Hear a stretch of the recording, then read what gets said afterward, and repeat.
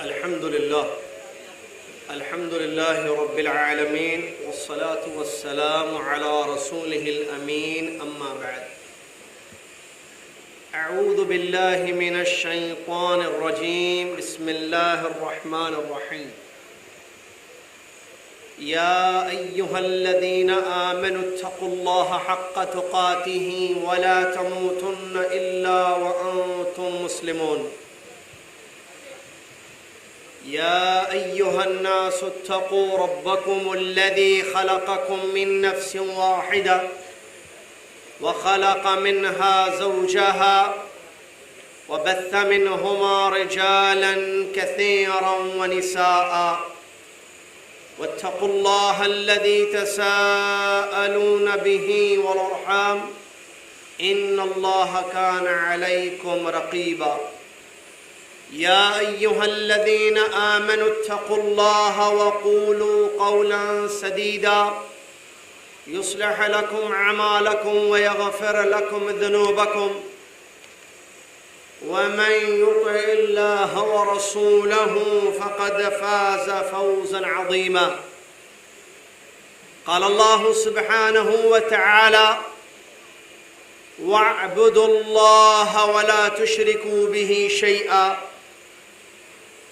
وقال الله عز وجل وعلى الله فتوكلوا إن كنتم مؤمنين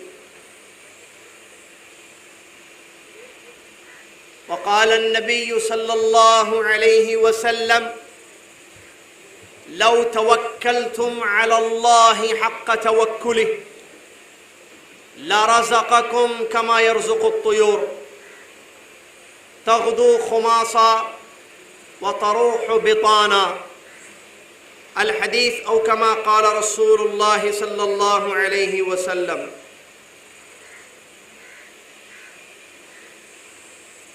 تمام تعریف ہر قسم کی بڑائی کبریائی قولی فعلی عبادتیں ظاہری و باطنی بندگیاں اس ایک اللہ رب العالمین الہ العالمین خالق ارض و سما رازق رؤوف رحمان کے لیے ہے جس اللہ تبارک و تعالیٰ نے ہم سب کو دنیا میں اس لیے پیدا کیا کہ ہم اس کی عبادت کریں اور اس کے ساتھ کسی کو شریک نہ کریں سبحان اللہ ما عظم شأنہ سبحان اللہ و بحمدہ سبحان اللہ العظیم صلاۃ و سلام ہو اس کے بعد اللہ کے آخری نبی امام الانبیاء محمد الرسول اللہ صلی اللہ علیہ وسلم کی ذات گرامی پر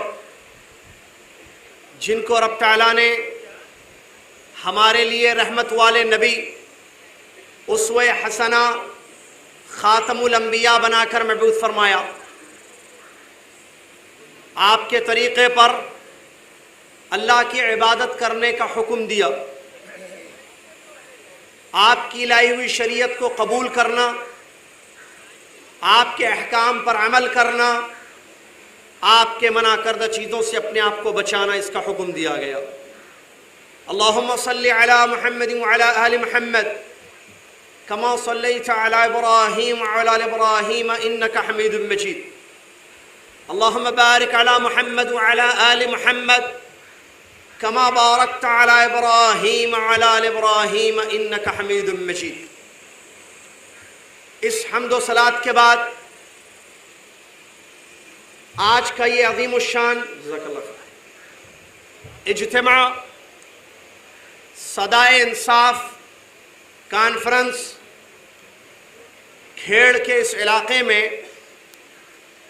ضلع رتنا گری میں منعقد ہے 30 اپریل 2017 عیسوی اور 3 شعبان 1438 ہجری آج کی تاریخ ہے اللہ سے یہ دعا ہے کہ اللہ تبارک و تعالی ہمارے اس اجتماع کو قبول فرمائے، ہمارے سننے سنانے کو بیٹھنے کو، یہاں آنے کو قبول کرے، اور اللہ تعالی ہم سب کو علم حاصل کرنے اور اپنے علم پر عمل کرنے کی توفیق عطا فرمائے، آمین۔ اور خاص طور سے میری یہ دعا ہے کہ اللہ تعالی ہم سب کو اس بات کی توفیق دے کہ اس سال کا رمضان ہمیں ملے، جو رحمتوں، برکتوں، خیر کا مہینہ ہے، اور اس مہینے میں وقت کو غنیمت سمجھتے ہوئے تیری اطاعت اور تیری بندگی میں رمضان کو گزارنے کی توفیق عطا فرمائے، آمین۔ معزز سامعین، اللہ تبارک و تعالیٰ نے ہم انسانوں کو یوں ہی بیکار نہیں پیدا کیا۔ میری اور آپ کی زندگی کا ایک بنیادی مقصد ہے، اور وہ اللہ رب العالمین کی عبادت ہے۔ ارشاد باری ہے وَمَا خَلَقْتُ الْجِنَّ وَالْإِنسَ إِلَّا لِيَعْبُدُونَ، میں نے جنوں کو اور انسانوں کو اس لیے پیدا کیا کہ وہ میری عبادت کرے۔ اللہ رب العالمین کی عبادت سب سے پہلا حکم ہے جو انسانوں کے لیے آیا ہے۔ یا ایھا الناس اعبدوا ربکم الذی خلقکم والذین من قبلکم لعلکم تتقون، اے لوگو، اے انسانوں، اپنے رب کی عبادت کرو جو تمہارا خالق اور تم سے پہلے لوگوں کا خالق ہے، شاید کہ تمہارے دلوں میں تقویٰ آ جائے۔ اسی عبادت کے لیے، اسی عبادت کی طرف دعوت دینے کے لیے ہر قوم و ملت میں ایک پیغمبر کی بعثت ہوئی ہے، یا یوں کہیں ہر نبی کو اسی غرض کے لیے مبعوث کیا گیا۔ ارشاد باری ہے وَلَقَدْ بَعَثْنَا فِي كُلِّ أُمَّةٍ رَسُولًا أَنِ اعْبُدُوا اللَّهَ وَاجْتَنِبُوا الطَّاغُوتَ، ہم نے ہر امت میں ایک پیغمبر کو بھیجا ہے تاکہ وہ اپنی قوم سے یہ کہیں اللہ کی عبادت کرو اور طاغوت سے بچو۔ معلوم ہوا میری اور آپ کی زندگی کا بنیادی مقصد، انبیاء علیہ السلام کی بعثت کا مقصد، آسمان سے کتابوں کو نازل کرنے کا مقصد یہی ہے کہ انسان اللہ کا حق ادا کرے، اور وہ ہے عبادت۔ جیسا کہ معاذ بن جبل رضی اللہ تعالیٰ عنہ کی حدیث، جب آپ سوار تھے اللہ کے نبی محمد صلی اللہ علیہ وسلم کے ساتھ، نبی علیہ السلام نے فرمایا یا معاذ اتدری ما حق اللہ علی العباد وما حق العباد علی اللہ؟ قلت اللہ ورسولہ عالم۔ معاذ بن جبل رضی اللہ عنہ سے نبی علیہ السلام نے یہ سوال کیا کہ اے معاذ، کیا تمہیں پتہ ہے اللہ کا حق بندوں پر کیا ہے اور بندوں کا حق اللہ نے اپنے اوپر کیا رکھا ہے؟ میں نے جواب دیا اللہ اور اس کے رسول بہتر جانتے ہیں۔ نبی علیہ السلام نے وضاحت کی، جواب دیا، فرمایا حق اللہ علی العباد ان یعبدوہ ولا یشرکوا بہ شیئا، وحق العباد علی اللہ الا يعذب من لا يشرك به شيئا، او كما قال رسول اللہ صلی اللہ علیہ وسلم۔ نبی علیہ السلام نے فرمایا اللہ کا حق بندوں پر یہ ہے کہ بندے اللہ کی عبادت کریں اور اس کے ساتھ کسی کو شریک نہ کریں، اور اگر وہ یہ کام کرتے ہیں، اللہ کا حق بجا لاتے ہیں، تو ایسی صورت میں اللہ نے اپنے اوپر یہ ذمہ رکھا ہے کہ اللہ ان کو تکلیف نہیں دے گا قیامت کے دن، مطلب ان کو عذاب نہیں ہوگا۔ معلوم ہوا اس بخاری شریف کی حدیث سے کہ اللہ کا حق ہم پر یہی ہے جو ہماری زندگی کا مقصد ہے، اللہ کی عبادت کریں اخلاص کے ساتھ، شرک سے اپنے آپ کو بچاتے ہوئے، یہ اصل چیز ہے، اور یہی مفہوم ہے، یہی معنی ہے لا الہ الا اللہ کا، جس میں نفی اور اثبات ہے، انکار اور اقرار ہے۔ لا الہ الا اللہ، پہلے نفی ہے لا الہ، پھر اقرار ہے، اثبات ہے الا اللہ۔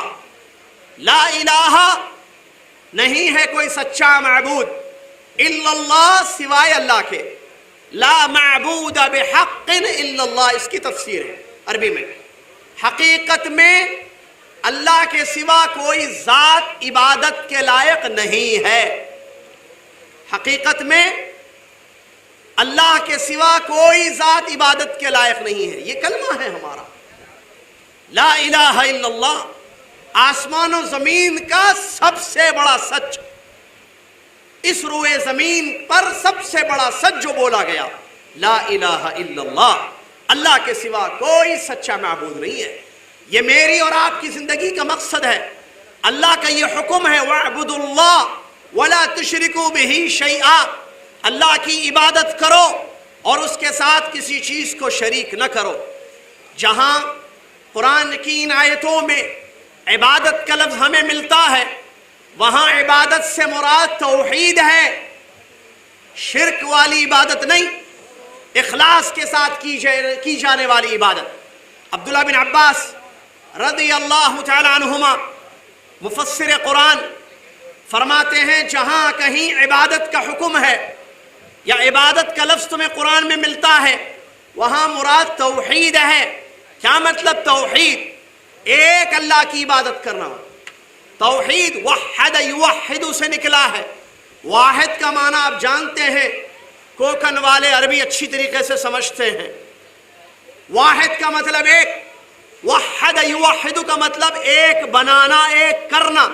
توحید کا مطلب اللہ کی ذات میں، اس کے افعال میں، اس کی عبادتوں میں اللہ کو ایک سمجھنا، کہ اس کے علاوہ کوئی اور خالق نہیں، اس کے علاوہ کوئی اور معبود نہیں، اس کے ناموں میں وہ اکیلا، اپنی ربوبیت میں وہ اکیلا، اپنی الوہیت میں وہ اکیلا، اور اپنے اسماء و صفات میں بھی وہ اکیلا ہے۔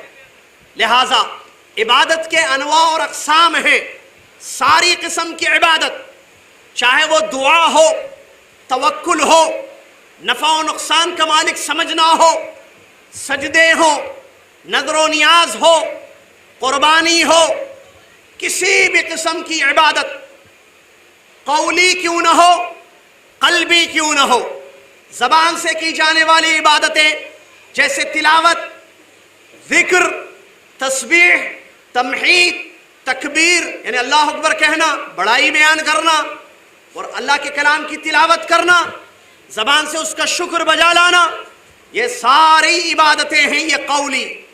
کچھ عبادتیں دل سے تعلق رکھنے والی ہوتی ہیں، جیسے توکل ہے، اللہ پر بھروسہ کرنا جیسے کرنا چاہیے، اور اسی طریقے سے اللہ سے ڈرنا، اللہ کی ذات سے امید رکھنا اجر کی، اور اللہ کے عذاب اور اس کے عقاب سے ڈرنا، یہ سب قلبی عبادتیں ہیں۔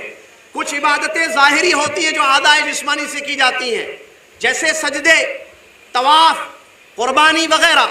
الغرض یہ کہ یہ ساری عبادات خواہ وہ قلبی ہو یا قولی ہو یا فعلی ہو، ظاہری ہو یا باطنی ہو، توحید کا مطلب یہ ہے یہ ساری عبادتوں کا مستحق صرف اللہ ہے، اللہ کے سوا کوئی عبادت کے لائق نہیں ہے۔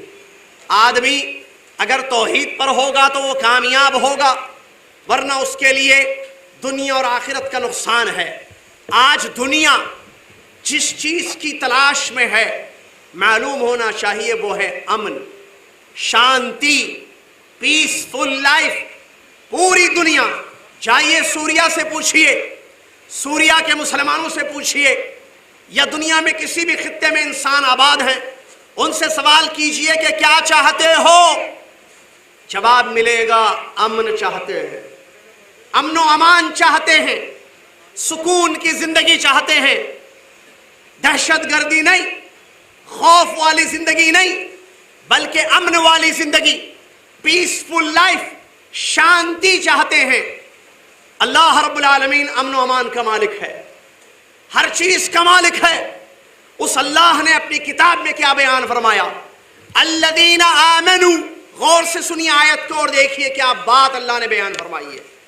اس میں جواب ہے دنیا کے لوگوں کے لیے ان کے اس سوال کا کہ ہمیں امن کہاں ملے گا، کیسے ہمیں امن ملے گا، شانتی کیسے حاصل ہوگی؟ اللہ نے فرمایا الذین آمنوا ولم يلبسوا ایمانہم بظلم اولئک لہم الامن वहुम मुहतदून। जो लोग ईमान लेकर आए, एक वलम यलबिसू ईमानहुम बिदुल्म, अपने ईमान को जुल्म से बचाया, उन्हीं के लिए अमन है, वही लोग हिदायत पर हैं।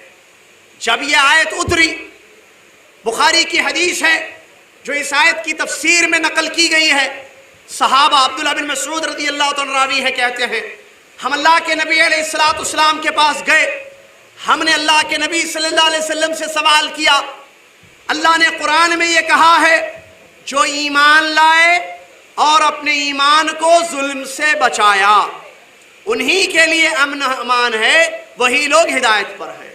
हम में से कौन जुल्म नहीं करता है? अय्युना ला यज़लिम नफ्सा या रसूल अल्लाह, ऐ अल्लाह के नबी सल्लल्लाहु अलैहि वसल्लम, हम में से कौन है जो अपने नफ्स पर जुल्म नहीं करता? तो क्या हमारे लिए अमन नहीं है दुनिया और आखिरत में? क्या हम हिदायत पर नहीं हैं? तो अल्लाह के नबी मुहम्मदुर रसूलुल्लाह सल्लल्लाहु अलैहि वसल्लम मुफस्सिर कुरान फरमाते हैं लैसा कमा तदुन्नुन, तुम जैसे समझ रहे हो वैसा नहीं है। इस जुल्म में, इस आयत से मुराद आम जुल्म नहीं है, बल्कि इस आयत में जुल्म से मुराद खास जुल्म है, और वो सबसे बड़ा जुल्म है, और वो है अल्लाह के साथ शिर्क करना।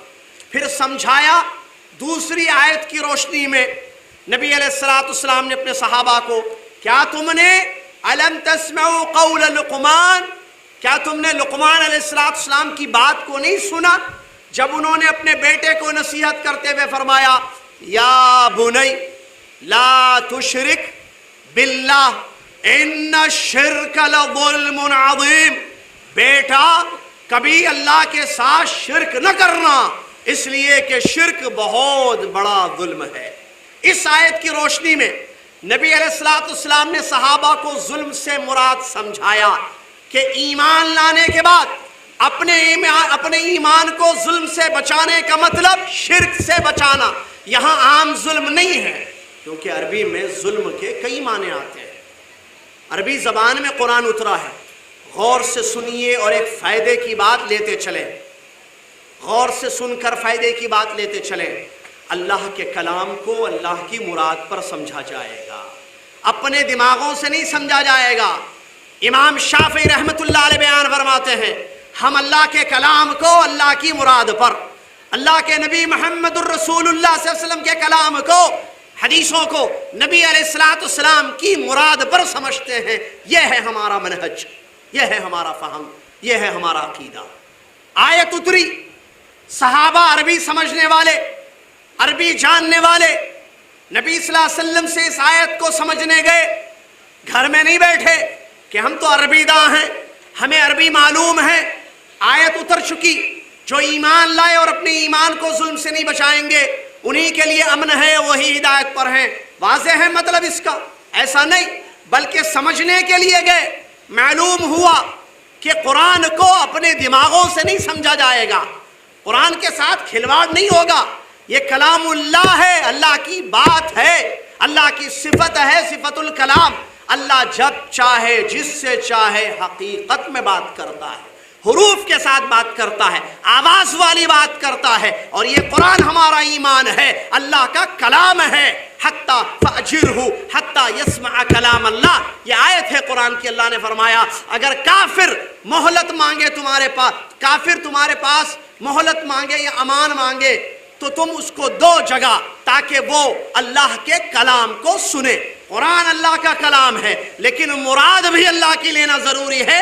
यही सही मनहज है, यही सही अकीदा है अहले सुन्नत वल जमात का, जैसा कि इस वाक़े से हमें मालूम हो रहा है। आयत उतरी कि ईमान लाकर अपने ईमान को जुल्म से बचाना। जुल्म के कई माने अरबी में आते हैं। इंसान गुनाह करता है, वो अपने नफ्स पर जुल्म करता है। अगर इंसान किसी का हक छीनता है, जैसे किसी की ज़मीन ले ली, किसी की चीज़ को हड़प कर लिया, तो इसको भी अरबी में जुल्म बोलते हैं। जुल्म के कई माने हैं। जब यह आयत उतरी तो नबी अलैहिस्सलातु वस्सलाम से अल्लाह की मुराद को समझने के लिए, और से सुनिए मेरी बात, नबी सल्लल्लाहु अलैहि वसल्लम से अल्लाह की मुराद को, क्योंकि कलामुल्लाह उन पर उतरा, वो ज्यादा जानते हैं अल्लाह की मुराद को। تو نبی صلی اللہ علیہ وسلم سے اللہ کی مراد کو جاننے کے لیے صحابہ پہنچے اور سمجھا اور ان سے تفسیر لی، مراد معلوم کیا تو معلوم ہوا کہ بھئی اس سے مراد شرک ہے۔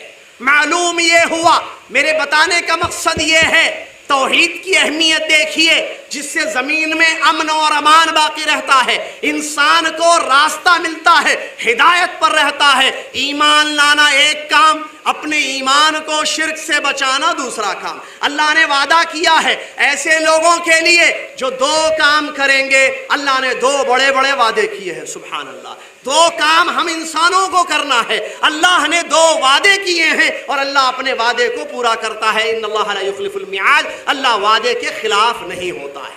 کیا ہے دو کام ہمارے؟ الذین آمنوا، وہ لوگ جو ایمان لے کر آئے، ایک کام۔ دوسرا کام ایمان کی حفاظت کرنا، اپنے ایمان کو بچانا، شرک سے، ختم ہونے سے، کم ہونے سے، ضائع ہونے سے، برباد ہونے سے بچانا بہت ضروری ہے۔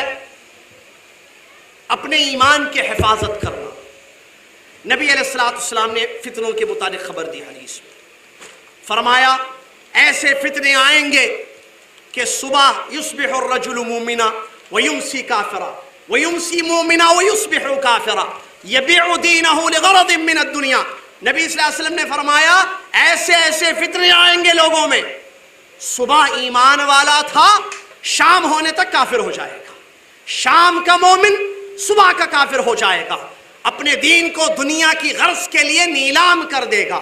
میرے بھائی، اس حدیث میں یہ بات بتائی گئی کہ ایمان کی حفاظت نہیں ہوگی، لوگ نیلام کر دیں گے، ایمان کو بیچ دیں گے دنیا کے خاطر، دنیاوی غرض کو حاصل کرنے کے لیے، اپنے اغراض و مطالب جو دنیاوی ہیں اس کو پانے کے لیے اپنے ایمان کو لٹا دیں گے۔ تو ایمان کی حفاظت ضروری ہے۔ اگر ہم امن چاہتے ہیں، اگر ہم ہدایت چاہتے ہیں، اپنے ایمان کو بچانا ضروری ہے شرکیات سے، اس کو ضائع ہونے سے، اس کو برباد ہونے سے۔ آئیے، ایمان میں سے ایک چیز، ایمان کی علامت اور ایمان کی پہچان میں سے ایک اہم چیز ہے اللہ پر توکل کرنا، اللہ کی ذات پر بھروسہ کرنا۔ اللہ رب العالمین نے فرمایا وَعَلَى اللَّهِ فَتَوَكَّلُوا وَعَلَى اللَّهِ فَتَوَكَّلُوا إِن كُنتُم مُؤْمِنِينَ، اللہ پر ہی توکل کرو، اللہ پر ہی بھروسہ کرو اگر تم ایمان والے ہو۔ معلوم یہ ہوا اگر ہمارے اندر ایمان ہے تو توکل علی اللہ ہوگا، اللہ کی ذات پر ہم بھروسہ کریں گے، اللہ پر اعتماد ہوگا، اللہ کی ذات کو نفع و نقصان کا مالک ہم سمجھیں گے۔ یہاں اس آیت میں یہ بات بتائی گئی، ایمان کی علامت اور شرط یہ ہے کہ بندہ اللہ کی ذات پر توکل کرے۔ وَعَلَى اللَّهِ فَتَوَكَّلُوا، اللہ پر ہی توکل کرو، ان کنتم مؤمنین، اگر تم ایمان والے ہو۔ مطلب ایمان ہے تو توکل کرو، ایمان کی علامت ہے۔ اور یہ توکل، کیا مطلب توکل کا؟ التوکل علی اللہ، اللہ پر بھروسہ کرو۔ قرآن کی بہت ساری آیتوں میں اللہ رب العالمین نے اس بات کا حکم دیا ہے کہ ہم اللہ ہی کی ذات پر کامل بھروسہ کریں، توکل کریں۔ کیا مطلب توکل کا؟ اسباب جو دنیا میں اللہ نے رکھے ہیں، دنیا میں جائز اور شرعی جو اسباب ہیں، ان اسباب کو اپناتے ہوئے اللہ کی ذات پر بھروسہ کرنا، اللہ کو نفع و نقصان کا مالک سمجھتے ہوئے، یہ ہے توکل۔ سبب آپ نے اپنایا، مثال کے طور پر بھوک لگتی ہے تو کیا کرے گا انسان؟ کھانا کھائے گا، کھانے کے لیے پیسہ چاہیے، انسان پیسہ کماتا ہے تاکہ اپنا پیٹ بھرے، رزق کا وہ ذریعہ ہے، روزی، پیسہ کماتا ہے، ایک سبب ہے۔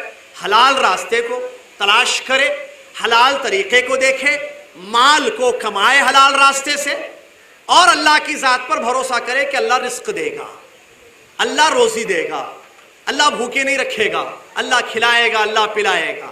اسباب اپنانا۔ ایک آدمی بیمار ہو گیا، کیا کرے گا آدمی؟ گھر میں بیٹھے گا؟ نہیں، وہ دوا لے گا، ڈاکٹر کے پاس جائے گا، دوائی لے گا۔ یہ سبب ہے، یہ سبب ہے۔ تو سبب اپنایا اس نے، ڈاکٹر کے پاس گیا، دوائی لے لی، دوائی کھائی، اللہ کی ذات پر اب توکل کرے، اعتماد، اللہ مجھے اس دوا سے شفا دے گا، اللہ مجھے اس دوا سے شفا دے گا۔ کیوں؟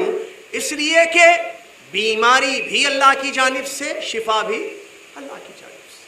وَإِذَا ابراہیم علیہ السلام وَإِذَا مَرِضْتُ فَهُوَ يَشْفِينِ، جب میں بیمار ہوتا ہوں میرا رب مجھے شفا دیتا ہے۔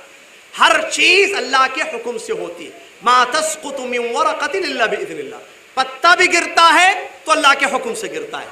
ہمارا ایمان ہے، اللہ نے تقدیر بنائی ہے، ہر چیز کو لکھ دیا ہے نا۔ ایمان تقدیر پر، ایمان کے 6 ارکان ہیں، اللہ پر ایمان، اس کے فرشتوں پر ایمان، اس کے رسولوں پر ایمان، اس کی کتابوں پر ایمان، آخرت یا قیامت پر ایمان، اور تقدیر کے خیر و شر پر ایمان۔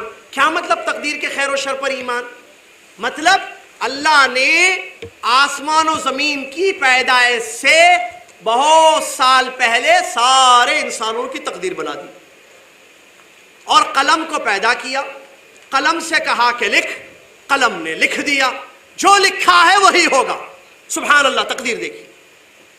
اول ما خلق اللہ القلم، حدیث کے الفاظ ہیں، نبی علیہ عقیدے کی بات، نبی علیہ السلام نے فرمایا سب سے پہلے اللہ نے قلم کو پیدا کیا اور کہا کہ لکھ۔ قلم نے کہا کہ کیا لکھوں؟ اللہ نے فرمایا اکتب ما ہوا کائن الی یوم القیامہ، قیامت تک جو جو چیزیں ہونے والی ہیں سب لکھ دے۔ قلم نے تعمیل کی اور لکھ دیا۔ یہ ہے تقدیر، ہمارا ایمان لانا۔ تقدیر پر ایمان اسی وقت صحیح ہوگا جب 4 چیزوں پر ہمارا ایمان ہوگا۔ توجہ سے سماعت فرمائیے، 4 چیزوں پر ہمارا ایمان ہوگا تو تقدیر پر ایمان ہمارا صحیح ہوگا۔ نمبر 1، اللہ کے علم پر ایمان۔ اللہ کو سب پہلے ہی سے، اللہ کا علم ازلی ہے، اللہ کو سب پہلے ہی سے معلوم ہوتا ہے، ہمیں بعد میں معلوم ہوتا ہے۔ اگر کل کھیڑ میں بارش ہوگی تو ہمیں معلوم ہو جائے گا، اللہ کو پہلے ہی سے معلوم ہے۔ انسان کو کوئی چیز واقع ہو جائے اس کے بعد اس کا علم ہوتا ہے، اور اللہ شروع ہی سے ہر چیز کو بنوعاً جانتا ہے۔ تقدیر پر ایمان کے لیے یہ ضروری ہے کہ اللہ کے علم پر ایمان ہو۔ اللہ علیم ہے، اس کا علم ازلی ہے، شروع سے ہے اور ہمیشہ رہے گا۔ نمبر 2، اللہ کے لکھوانے پر ایمان کہ اللہ نے ہر چیز کو قلم سے لکھوا دیا ہے۔ نمبر 3، اللہ کی مشیت پر ایمان، اللہ جو چاہتا ہے وہی ہوتا ہے۔ وَمَا تَشَاءُونَ إِلَّا أَن يَشَاءَ اللَّهُ، تم جو چاہتے ہو وہ نہیں ہوتا، اللہ جو چاہتا ہے وہی ہوتا ہے۔ تو یہ مشیت ہے، اللہ کا ارادہ۔ 3 چیزیں۔ چوتھی چیز خلق اللہ، اللہ نے اللہ تعالیٰ نے ہر چیز کو پیدا کیا۔ وَاللَّهُ خَلَقَكُمْ وَمَا تَعْمَلُونَ، اللہ نے تم کو بھی پیدا کیا ہے اور تمہارے اعمال کو بھی پیدا کیا ہے۔ جب تک کسی انسان کا ایمان ان 4 چیزوں پر نہیں ہوگا، تقدیر پر اس کا ایمان صحیح نہیں ہوگا۔ 4 چیزیں کیا ہیں؟ اللہ ہر چیز کو شروع ہی سے ہمیشہ جانتا ہے، اللہ نے ہر چیز لکھوا دی، اللہ جو چاہتا ہے وہی ہوتا ہے، اللہ نے ہر چیز کو پیدا کیا ہے۔ تو بیماری بھی مخلوق ہے، اللہ نے اس کو پیدا کیا ہے، اور مقدر میں بیمار ہونا ہے تو ہم بیمار ہوں گے، شفا ہے تو شفا ہوگی، لیکن تقدیر میں میرے اور آپ کے بارے میں کیا لکھا ہوا ہے ہم کو نہیں معلوم ہے نا۔ ہم ایمان لاتے ہیں تقدیر پر، اللہ کی ذات پر بھروسہ کرتے ہیں، ہم ایمان لاتے ہیں تقدیر پر، لیکن کریں گے وہ جو ہمارے رب کا حکم ہے۔ ہم اللہ کی عبادت کریں گے اور اللہ سے دعائیں کریں گے، اللہ کی ذات سے ان عبادتوں کی قبولیت کی امید رکھیں گے، اور اللہ ہماری عبادتوں کو قبول کرے گا، اپنے رحم و کرم سے کل اللہ تعالیٰ اپنی جنت میں ہمیں داخل کرے گا۔ یہ ایک اہم مسئلہ ہے جس کی طرف توجہ دلانی تھی، ذہن میں رکھیے۔ میں بتا رہا تھا توکل کے، کیونکہ اس کا تعلق اس چیز سے، ہر چیز لکھی ہوئی ہے، شفا کے بارے میں، بیماری کے بارے میں بھی لکھا ہوا ہے۔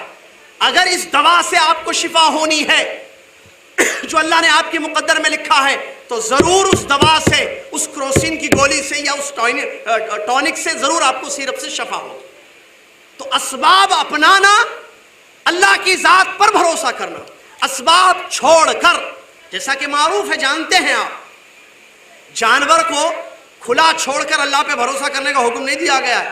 جانور کو رسی سے باندھو، جانور کو، اپنے اونٹ کو رسی سے باندھو اور اللہ پر بھروسہ کرو۔ یہ باندھنا سبب ہے۔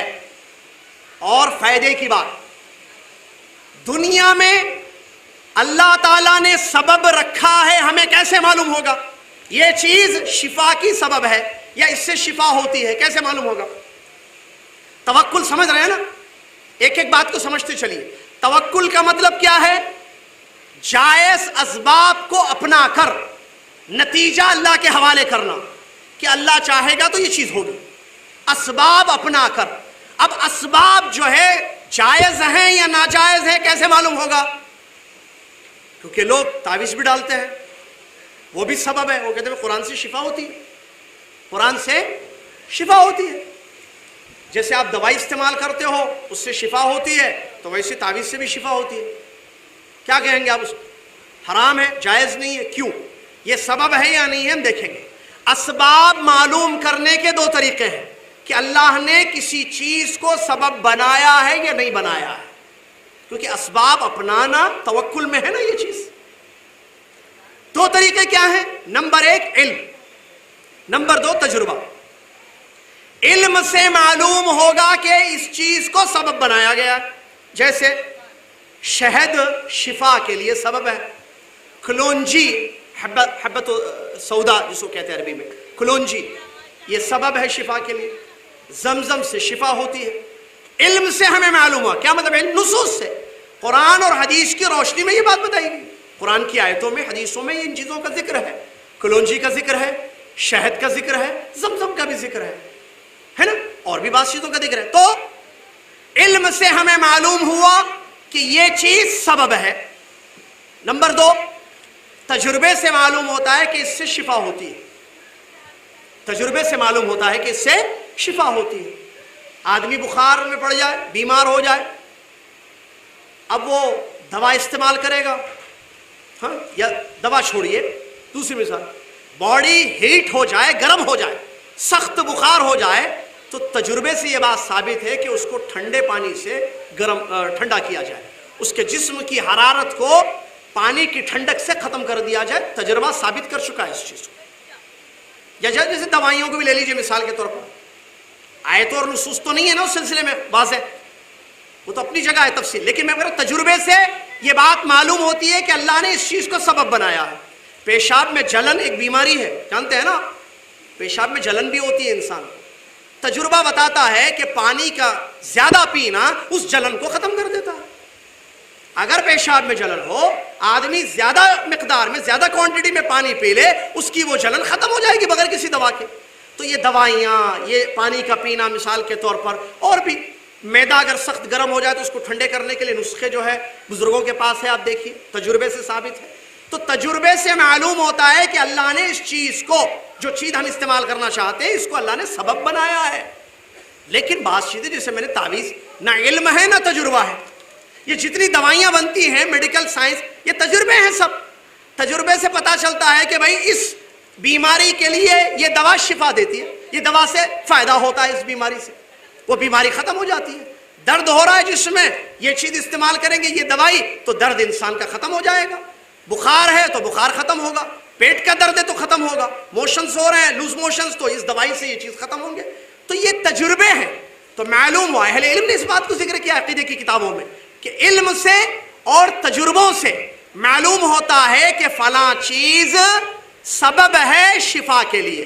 اگر علم ہی نہیں ہے، یعنی کتاب اور سنت کی روشنی میں کوئی آیت کوئی حدیث نہیں ہے، اور نہ تجربہ ہے لوگوں کا، تو ایسی صورت میں اس کو سبب جائز نہیں کہا جا سکتا ہے، وہ جائز اور مباح سبب نہیں ہے۔ تو توکل یہ ہے، اللہ کی ذات پر بھروسہ کرنے کا مطلب یہ ہے کہ ہم جائز اور مباح اسباب کو اپنائیں اور اللہ کی ذات پر توکل کریں۔ توکل انبیاء کا وطیرہ رہا ہے۔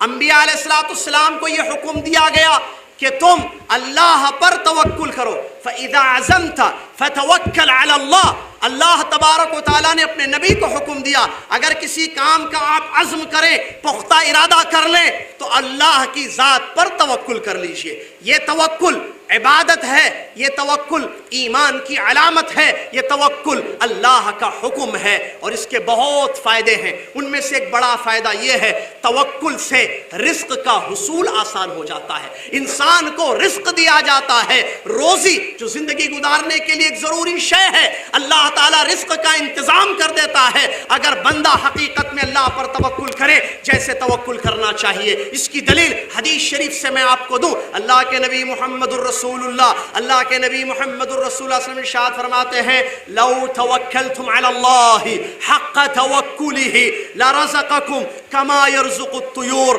تغدو خماسا وتروح بطانا. الحدیث کما قال رسول اللہ صلی اللہ علیہ وسلم. نبی علیہ السلام نے فرمایا, اے لوگو اگر تم اللہ کی ذات پر بھروسہ کرو جیسے بھروسہ کرنا چاہیے, اگر تم اللہ کی ذات پر توکل کرو جیسے توکل کرنے کا حق ہے, جیسے کرنا چاہیے, تو کیا ہوگا؟ اللہ تمہیں ایسی روزی دے گا جیسے پرندوں کو دیتا ہے.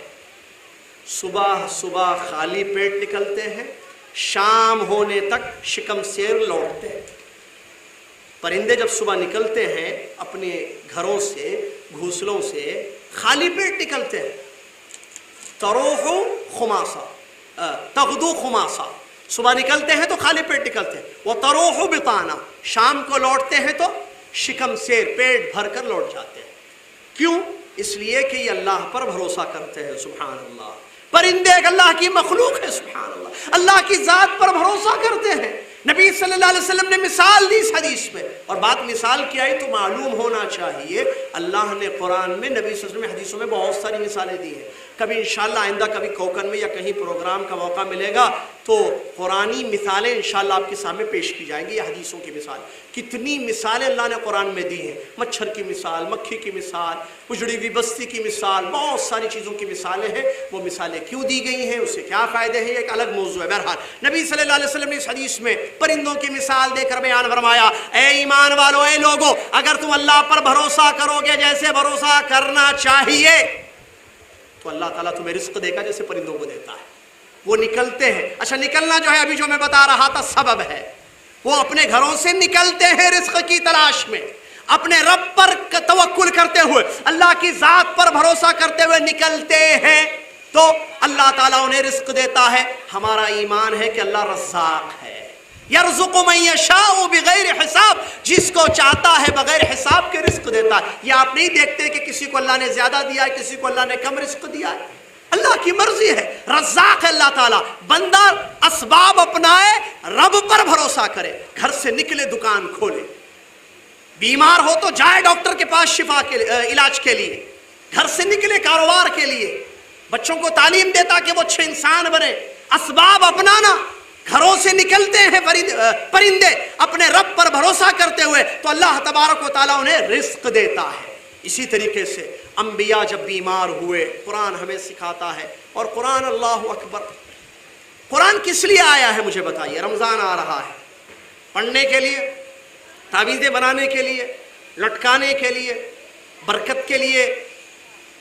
بیٹی کی جب شادی ہو تو اس کے حوالے کرنے کے, بیٹی ساتھ میں رکھ لینا برکت ہوگی. نہیں, اللہ کا کلام اس لیے اترا کہ اس سے ہدایت ہو. مجھے بتائیے ہدایت کب ہوگی؟ جب کلام اللہ کو سمجھا جائے گا یا صرف پڑھا جائے گا؟ اگر یہاں کوئی, ابھی مجھے کوکنی نہیں آتی, ہاں, اگر کوئی کوکنی میں تقریر کرے, یہاں کوئی بات سمجھائے, اور میرے جیسا کوئی بھائی آپ کا جس کو کوکنی نہیں آتی ہے سمجھے گا, کلام سن رہا ہے لیکن سمجھے گا, فائدہ ہوگا. بھائی, کسی بھائی نے کوکنی میں مثال کے طور پر تقوی پہ تقریر کی, ایک لمبی, اللہ سے ڈرو, اللہ سے ڈرو پر تقریر کی. اگر کوئی زبان نہ سمجھے, اس کی بات کو سمجھے نہیں, کیا اس کو فائدہ ہوگا اس سے؟ ہرگز نہیں. یہ حال ہے ہمارا. ہم کلام اللہ پڑھتے ہیں, تلاوت ہوتی ہے, اللہ کا کلام پڑھتے ہیں, بہت پڑھتے ہیں, رمضان میں بھی پڑھتے ہیں, بلکہ رمضان میں پڑھتے ہیں, رمضان میں بھی نہیں, رمضان میں پڑھتے ہیں. اور یہ عجیب حال ہے. اللہ سنیے, رمضان آ رہا ہے, زندگی میں ہر شعبے میں ہم نے ترقی کی ہے. پہلے سائیکل تھی, ٹو ویلر آئی, آٹو کے مالک ہوئے, فور ویلر آئی, हवाई जहाज में सफ़र करने लगे। पहले 2 रुपये 5 रुपये जेब में थे, अब 100 रुपये 1000 रुपये हमारे पास। पहले किराए का मकान था, अब ज़ाती मकान है। पहले मालूमात नहीं थी हमारे पास, अब मालूमात में इजाफा हो चुका है। पहले हम लिखना पढ़ना नहीं जानते थे, आज हम लिखना पढ़ना जानते हैं। जिंदगी के हर शोबे में तरक्की हमने कर ली। बेचारा अगर बच गया तो वो अल्लाह का कलाम है, कुरान में बची। बचपन में जब छोटे थे कोकन में, मौलवी साहब ने या कारी साहब ने, हाफिज साहब ने जो सूरतें छोटी छोटी याद दिलाई, बुढ़ापा आ चुका है, आगे नहीं बढ़े, वही रुके हुए हैं, वही 4 5 8 10 सूरतें बार बार जिंदगी भर नमाजों में सलावात में तिलावत की जाती है। जिंदगी का हर शोबे में हमने तरक्की की, जिंदगी के हर शोबे में हम आगे बढ़ गए, लेकिन कलामुल्लाह के साथ हमारा ताल्लुक देखिए, अल्लाहु अकबर। वही सूरतें जो बचपन में याद की थी वही टिकी हुई है, जिंदगी आगे नहीं बढ़ती है। कभी इतनी तौफीक नहीं हुई कि कुछ और पढ़ूं, कुछ और याद करूं, ज्यादा से ज्यादा अल्लाह के कलाम को हिफ्ज करूं, इसकी कभी तौफीक नहीं हुई। क्यों ऐसा मजाक अल्लाह के कलाम के साथ? आगे जिंदगी बढ़ रही है, हर चीज में आगे बढ़ रही है। उम्र बढ़ी, पैसा बढ़ा, जायदाद बढ़ी, चीजें बढ़ी, तरक्की हुई, तरक्की हुई, तरक्की हुई। कुरान वही है जो बचपन में याद किया गया था। ला हौला वला कुव्वता इल्ला बिल्लाह। कैसे तरक्की करेगी ये कौम जो अपने अल्लाह के, अपने रब के कलाम के साथ ये उसका ताल्लुक हो। और रमजान में उठाकर पढ़ना, तिलावत तक उसको, तिलावत पर इक्तिफा करना, ऐसे नहीं। अल्लाह के कलाम को समझिए, उस पर अमल कीजिए। अल्लाह ने कुरान में वाक़यात बयान किए हैं पैगंबरों के। आपको मैं तवक्कुल की बात बता रहा हूँ। पैगंबरों के वाक़यात हमारे लिए इबरत हैं, इबरत हैं। उन वाक़यात पर गौर कीजिए, किसी और स्टोरी की हमें ज़रूरत नहीं होगी। ट्रू स्टोरी, सच्चे वाक़यात अल्लाह ताला ने कुरान में बयान किए हैं, जिससे हमें मालूम होता है अल्लाह की ज़ात पर कैसे भरोसा करना चाहिए, कैसा अक़ीदा अल्लाह के साथ होना, अल्लाह के बारे में हमारा होना चाहिए, और अल्लाह पर ईमान हमारा कैसे होना चाहिए। अय्यूब अलैहिस्सलाम का वाक़या उठा के देखिए, भरोसा देखिए, कैसे अल्लाह से दुआएं करते हैं, अल्लाह की ज़ात से शिफा मांगते हैं। बीमार हुए, कई बरस बीमार हुए, और अपनी बीमारी का शिकवा अपने रब के सामने किया। क्या ताल्लुक था अल्लाह के साथ? इस ताल्लुक की ज़रूरत आज दुनिया में है। आगे बातों को सुनते चलिए। अय्यूब अलैहिस्सलाम इज़ नादा रब्बा अन्नी रब्बी अन्नी मस्सनी अद्दुर व अंत अरहमुर राहिमीन। याद करो अय्यूब को अलैहिस्सलातु वस्सलाम, जब उन्होंने अपने रब के सामने अपना शिकवा किया और अपनी बीमारी को कहा, है मेरे रब मुझे तकलीफ हुई है, मुझे बीमारी लाहिक हुई है, मैं बीमार हो गया हूं, और तू रहम करने वाला, बहुत अच्छा रहम करने वाला है। ऐ अल्लाह तू मुझ पर रहम फरमा, मुझे इस बीमारी से दूर कर दे, मुझे शिफा दे दे। अय्यूब अलैहिस्सलाम ने अपने रब को याद किया बीमारी में, मुश्किल में। मैं और आप जब बीमार होते हैं क्या अल्लाह को याद करते हैं? दुआ करते हैं अल्लाह से मांगते हैं हम? आपको मुझको मालूम है अल्लाह जो चाहता है वही होता है। अल्लाह कोई चीज़ ना चाहे वो चीज़ नहीं हो सकती दुनिया में। ईमान नहीं है मेरा और आपका? अल्लाह चाहे शिफा होगी, अल्लाह ना चाहे शिफा नहीं होगी। तो फिर कहाँ है हमारा तवक्कुल? बीमार क्यों अल्लाह को याद नहीं करता? अरे सेहत में नहीं याद करता तो बीमारी में क्या याद करेगा अल्लाह को? हमारी जिंदगी गैरुल्लाह से ताल्लुक में ऐसी पड़ी हुई है, दुनिया से, बीवी से, बच्चों से, अपने कारोबार से, ताल्लुकात ऐसी दुनिया से हमने रखे हुए हैं, असल ताल्लुक खत्म हो चुका है, और वो है रब्बुल आलमीन के साथ ताल्लुक। शेखुल इस्लाम इब्न तैमिया रहमतुल्लाह अलैह पे अल्फाज में लिखते हैं, जो इंसान अल्लाह को छोड़कर किसी चीज से अपने दिल को लगा लेगा उसकी जिंदगी नाकाम हो जाएगी। किसी ने अपनी बीवी से दिल लगा लिया, किसी ने बच्चों से दिल लगा लिया, किसी ने कारोबार से दिल लगा लिया। ताल्लुक गैरुल्लाह से कैसा हमारा है? शरीयत का यह हुक्म है कि अल्लाह की ज़ात से अपने दिलों को जोड़ो। ये कल्ब असल चीज है, याद रखना। इस जिस्म में अगर कोई मेजर पार्ट है, अल्लाह के नबी सल्लल्लाहु अलैहि वसल्लम की हदीस की रोशनी में नबी अलैहिस्सलातु वस्सलाम ने क्या फरमाया? अला इन्न फिल जसदि मुद्गा इदा सलहत सलहल जसदु कुल्लु व इदा फसदत फसदल जसदु कुल्लु अला वहियल क़ल्ब। सुनो, इस जिस्म में अल्लाह ने एक टुकड़ा रखा है, अगर वो सही तो सारा जिस्म सही, अगर वो खराब हो जाए तो सारा जिस्म खराब हो जाता है। और क्या है वो टुकड़ा? दिल है। तो दिल मेजर पार्ट है जिंदगी जिस्म का, इसको अल्लाह से जोड़ना है, इसमें अल्लाह की मोहब्बत रखनी है, इसमें अल्लाह से ताल्लुक कायम रखना है। और ये शरीयत का हुक्म है, ये शरीयत का हुक्म है। क्यों अय्यूब अलैहिस्सलाम अल्लाह को पुकारते हैं बीमारी में? क्या वजह है? अय्यूब अलैहिस्सलाम को अल्लाह याद आता है। पैगंबरों ने अल्लाह को क्यों पुकारा? क्योंकि उनके दिल अल्लाह से जुड़े हुए थे। किससे जुड़े हुए थे भाई मेरे? अल्लाह से, अपने रब से, अपने खालिक से जुड़े हुए थे। उनकी भी बीवियां थी, बच्चे थे, कारोबार भी था, कमाते भी थे, सोते भी थे, जागते भी थे, खाते भी थे, लोगों में जिंदगी गुजारते थे, उठते थे, बैठते थे, पड़ोसी थे, रिश्तेदार थे, हमारे जैसे इंसान थे, बहुत अच्छे थे, लेकिन इंसान तो थे ना, बशरी तकाजे पाए गए ना उनके अंदर, लेकिन उनके दिलों का आलम देखिए, उनके दिल कैसे अल्लाह से जुड़े हुए थे, हर चीज में अल्लाह से ताल्लुक। बीमार हुए अल्लाह को याद कर लिया, अल्लाह की जात पर भरोसा किया, अल्लाह को पुकारा। कैसी बीमारी उनकी तफसीर उठा के देखिए, कैसा अल्लाह ने आजमा दिया, आजमाइश में उनको मुब्तला किया था। जब उन्होंने अपने रब से ताल्लुक कायम किया, अपने रब को पुकारा, अपने रब से दुआ की, बीमारी खत्म हुई कि नहीं हुई?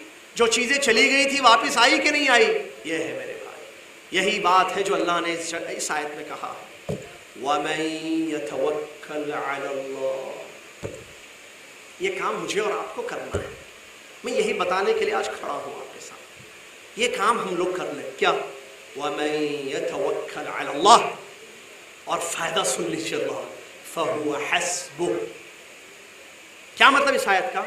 जो अल्लाह पर भरोसा करेगा, मर्द हो या औरत, कोई भी, जो अल्लाह पर भरोसा करेगा, फहुव हस्बुह, वो उसके लिए, कौन वो? अल्लाह उसके लिए काफी है। काफी मालूम, कॉफी नहीं, काफी उर्दू बोल रहा हूं मैं, उर्दू मतलब किसी और की जरूरत नहीं, किसी से ताल्लुक की जरूरत नहीं। जिसने अपने दिल को अल्लाह से जोड़ लिया, रब को याद करता है, अल्लाह को पुकारता है, अल्लाह से जुड़ा हुआ है और अल्लाह पर तवक्कुल करता है, अल्लाह रब्बुल आलमीन का ये वादा है, फहुव हस्बुह। शर्त जवाब शर्त है ये आयत। वमन यतवक्कल अल्लाह, इंसानों का काम है। जो इंसान अल्लाह पर तवक्कुल करेगा, जो इंसान अल्लाह पर भरोसा करेगा, अल्लाह उसके लिए काफी है। काफी मामूली बात नहीं है, काफी है। देखिए मिसालें, अय्यूब अलैहिस्सलाम ने अल्लाह पर भरोसा किया, अल्लाह काफी हुआ या नहीं हुआ? शिफा मिली कि नहीं मिली? मिली। इसी तरीके से तवक्कुल अल्लाह का एक फायदा ये भी है, बड़ी बड़ी मुसीबतें खत्म हो जाती हैं, बड़े बड़े प्रॉब्लम जिंदगी के सॉल्व हो जाते हैं। कब? जब अल्लाह पर तवक्कुल किया जाए। मिसाल, फिरौन मुसीबत थी या नहीं थी? फिरौन मुसीबत थी ना। क्या कुरान ने बयान किया फिरौन के बारे में? मारता था, कत्ल करता था बच्चों का, औरतों को छोड़ देता था, जो बच्चा पैदा हुआ पकड़, उसकी पुलिस पकड़ती थी, कत्ल कर देती। बड़ा जालिम, सफाक, जालिम, खून की नदियां बहा दी उसने। परेशान थे बनी इसराइल, क्या करें? मुसीबत, बड़ा जालिम, अपने आप को रब बोला, अपने आप को महबूद बोला, अना रब्बुकुमुल आला बोला, रुबूबियत का दावा कर दिया। मा अलिमतु लकुम मिन इलाहिन गैरी, कहा कि मेरे अलावा कौन है तुम्हारा सच्चा तुम्हारा माबूद? मैं तो नहीं जानता हूं, मैं हूं माबूद तुम्हारा। नऊज़ बिल्लाह मिन ज़ालिक। ऐसे ऐसी जुराते, ऐसे ऐसे कुफ्र उसने बके, और कुफ्र का दाई था, काफिर था, मुल्हिद था, जहन्नमी है, इसमें कोई शक नहीं। अन्नारु युरदूना अलैहा गुदुव्वन व अशिय्या। मुसीबत थी, बड़ा अजाब देता था। मूसा अलैहिस्सलाम नबी थे, अल्लाह रब्बुल आलमीन का हुक्म हुआ कि अपनी कौम को निकालो और समंदर की तरफ चलो। दरियाए नील, समंदर मालूम है ना, है कोकन में समंदर, रत्नागिरी में है। हाँ, रत्नागिरी में देखा था मैं पिछली मरतबा देखा था। हाँ, अच्छा समंदर है, पानी है, मालूम है ना, पानी है, समंदर। देखिए कैसे होगा। निकले, अपनी कौम को लेकर निकले मूसा अलैहिस्सलाम समंदर के पास। अल्लाह का हुक्म था समंदर। अच्छा, समंदर का रास्ता नहीं मिल रहा था। मुस्नद अहमद की रिवायत है, एक बूढ़ी औरत थी, उसने, क्योंकि रात में निकले थे ये लोग, उस बूढ़ी औरत ने कहा कि मैं जानती हूँ तरीका। एक जगह जो है ताबूत है जिसमें यूसुफ अलैहिस्सलाम की कब्र है, उसको लो तो उससे जो है रास्ता मिल सकता है। मुस्नद अहमद की सही हदीस है। तो ताबूत निकाला गया तो उससे रोशनी निकली एक, तो उस रोशनी से रास्ता मालूम हो गया। बैरकैफ दरिया तक पहुंच गए, दरियाए नील तक पहुंच गए। अब फिरौन को मालूम होगा कि मूसा अपनी कौम को लेकर चले गए। गुस्से में, गैज़ो गज़ब में, अपनी पूरी फौज को लेकर, लश्कर को लेकर पकड़ने निकला मूसा अलैहिस्सलाम और उनकी कौम को, पूरे गुस्से में। अब मूसा अलैहिस्सलाम देखिए, वाक़या जानते हैं ना, इसमें तवक्कुल देखिए कैसा अकीदा हमें मिलता है, क्या इबरत है इसमें, सुभान अल्लाह, कैसी इबरत है। निकल गए, सामने समंदर है, नील, इतना बड़ा समंदर, पीछे से फिरौन आ रहा है पकड़ने के लिए। कौम डर गई। कौम ने कहा इन्ना लमुद्रकून, कालू इन्ना लमुद्रकून, लोगों ने कहा अब तो हम जरूर पकड़े जाएंगे। क्यों? सामने रास्ता नहीं है, पानी है, पीछे से फिरौन आ रहा है पकड़ने के लिए, छोड़ेगा वो? कब से मार रहा है, अब तो और मारेगा, क्यों भाग गए मेरे पास से, है ना? देखिए अल्लाह के वादे पर यकीन, अल्लाह की जात पर तवक्कुल। देखिए नबी का, मूसा अलैहिस्सलाम ने क्या कहा? कौम कह रही है इन्ना लमुद्रकून, बेशक हम जरूर पकड़े जाएंगे। नबी मूसा अलैहिस्सलाम नबी अल्लाह को कौम से ज्यादा जानते हैं, कौम से ज्यादा पहचानते हैं, ईमान उनका ज्यादा कवी होता है। क्या जवाब दिया? खल्ला, हरगिज नहीं। क्या मतलब हरगिज नहीं? हरगिज पकड़े नहीं जाएंगे। हाँ? समंदर, पीछे दुश्मन, सामने समंदर, क्या मतलब? कहां जाएंगे, कहां भागेंगे, उड़ेंगे हवा में? नहीं हो सकता। लेकिन नबी का तवक्कुल देखिए अल्लाह की जात पर, ऐसे तवक्कुल की जरूरत है आज हमें। कहा कल्ला, हरगिज नहीं, इन्न मई रब्बी सयहदी, बेशक मेरा रब मेरे साथ है, वो रास्ता दिखाएगा। क्या बात है, कुर्बान जाए अंबिया पर अलैहिमुस्सलातु वत्तस्लीम। क्या हुआ भाई वाकया? भरोसा करने का फायदा देखिए।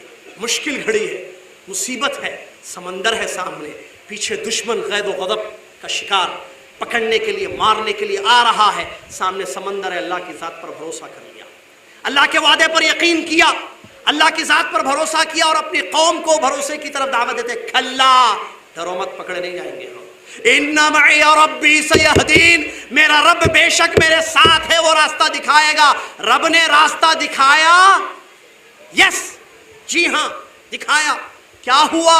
लाठी थी, हुक्म हुआ कि मारो 7 बड़े बड़े रास्ते, कत्तौदिल अज़ीम, जिसको कुरान ने नकल किया है। बड़े बड़े रास्ते बन गए समंदर में, और उन रास्तों से गुजरते हुए मूसा अलैहिस्सलाम उनकी कौम नजात पा गई। किसी दुश्मन ने पूछा था, एक साहबा के दौर में किसी यहूदी ने, कुछ चीजें मैं पूछूंगा, अगर तुम सच्चे मुसलमान हो तो जवाब देना।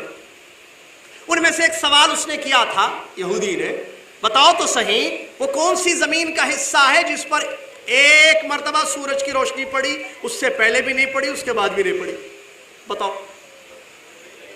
तो सहाबी ने जवाब दिया कि मूसा अलैहिस्सलाम, क्योंकि सुबह जो है रास्ता निकला था, सुबह पहुंचे थे वहां। सुभान अल्लाह, अल्लाह पर भरोसा किया, अपने रब पर तवक्कुल किया, अल्लाह के वादे पर यकीन था, अल्लाह के वादे पर ईमान था। अल्लाह रब्बुल आलमीन ने नजात दी। बचे या पकड़े गए या डूब गए? न डूबे न पकड़े गए, रास्ते से सही व सालिम निकल पड़े, पहुंच गए अपने मंजिल पर। पीछे से फिरौन आया, वाकई आप जानते हैं क्या हुआ, कैसे अल्लाह ने उसको गर्क कर दिया और सुबह शाम उसको अजाब कब्र का दिया जा रहा है, और क़यामत के दिन उसको जहन्नम के सख्त अजाब में दाखिल किया जाएगा। मालूम क्या हुआ इस वाक़े से? रब्बुल आलमीन पर जो भरोसा कर ले, अल्लाह की ज़ात पर जिसका तवक्कुल हो, एतमाद हो, अल्लाह उसके लिए काफ़ी है। वमन यतवक्कल अलल्लाह फहुव हस्बुह, जो अल्लाह पर भरोसा कर ले अल्लाह उसके लिए काफ़ी है। मूसा अलैहिस्सलाम ने अल्लाह पर भरोसा किया, अय्यूब अलैहिस्सलाम ने अपनी शिफा के लिए अल्लाह पर भरोसा किया, अल्लाह रब्बुल आलमीन काफ़ी हुआ, अल्लाह ने शिफा दे दी। मूसा अलैहिस्सलाम ने अपने रब पर भरोसा किया, अपने रब पर तवक्कुल किया, तो मूसा अलैहिस्सलाम को अल्लाह ने उनकी कौम के साथ नजात दे दी।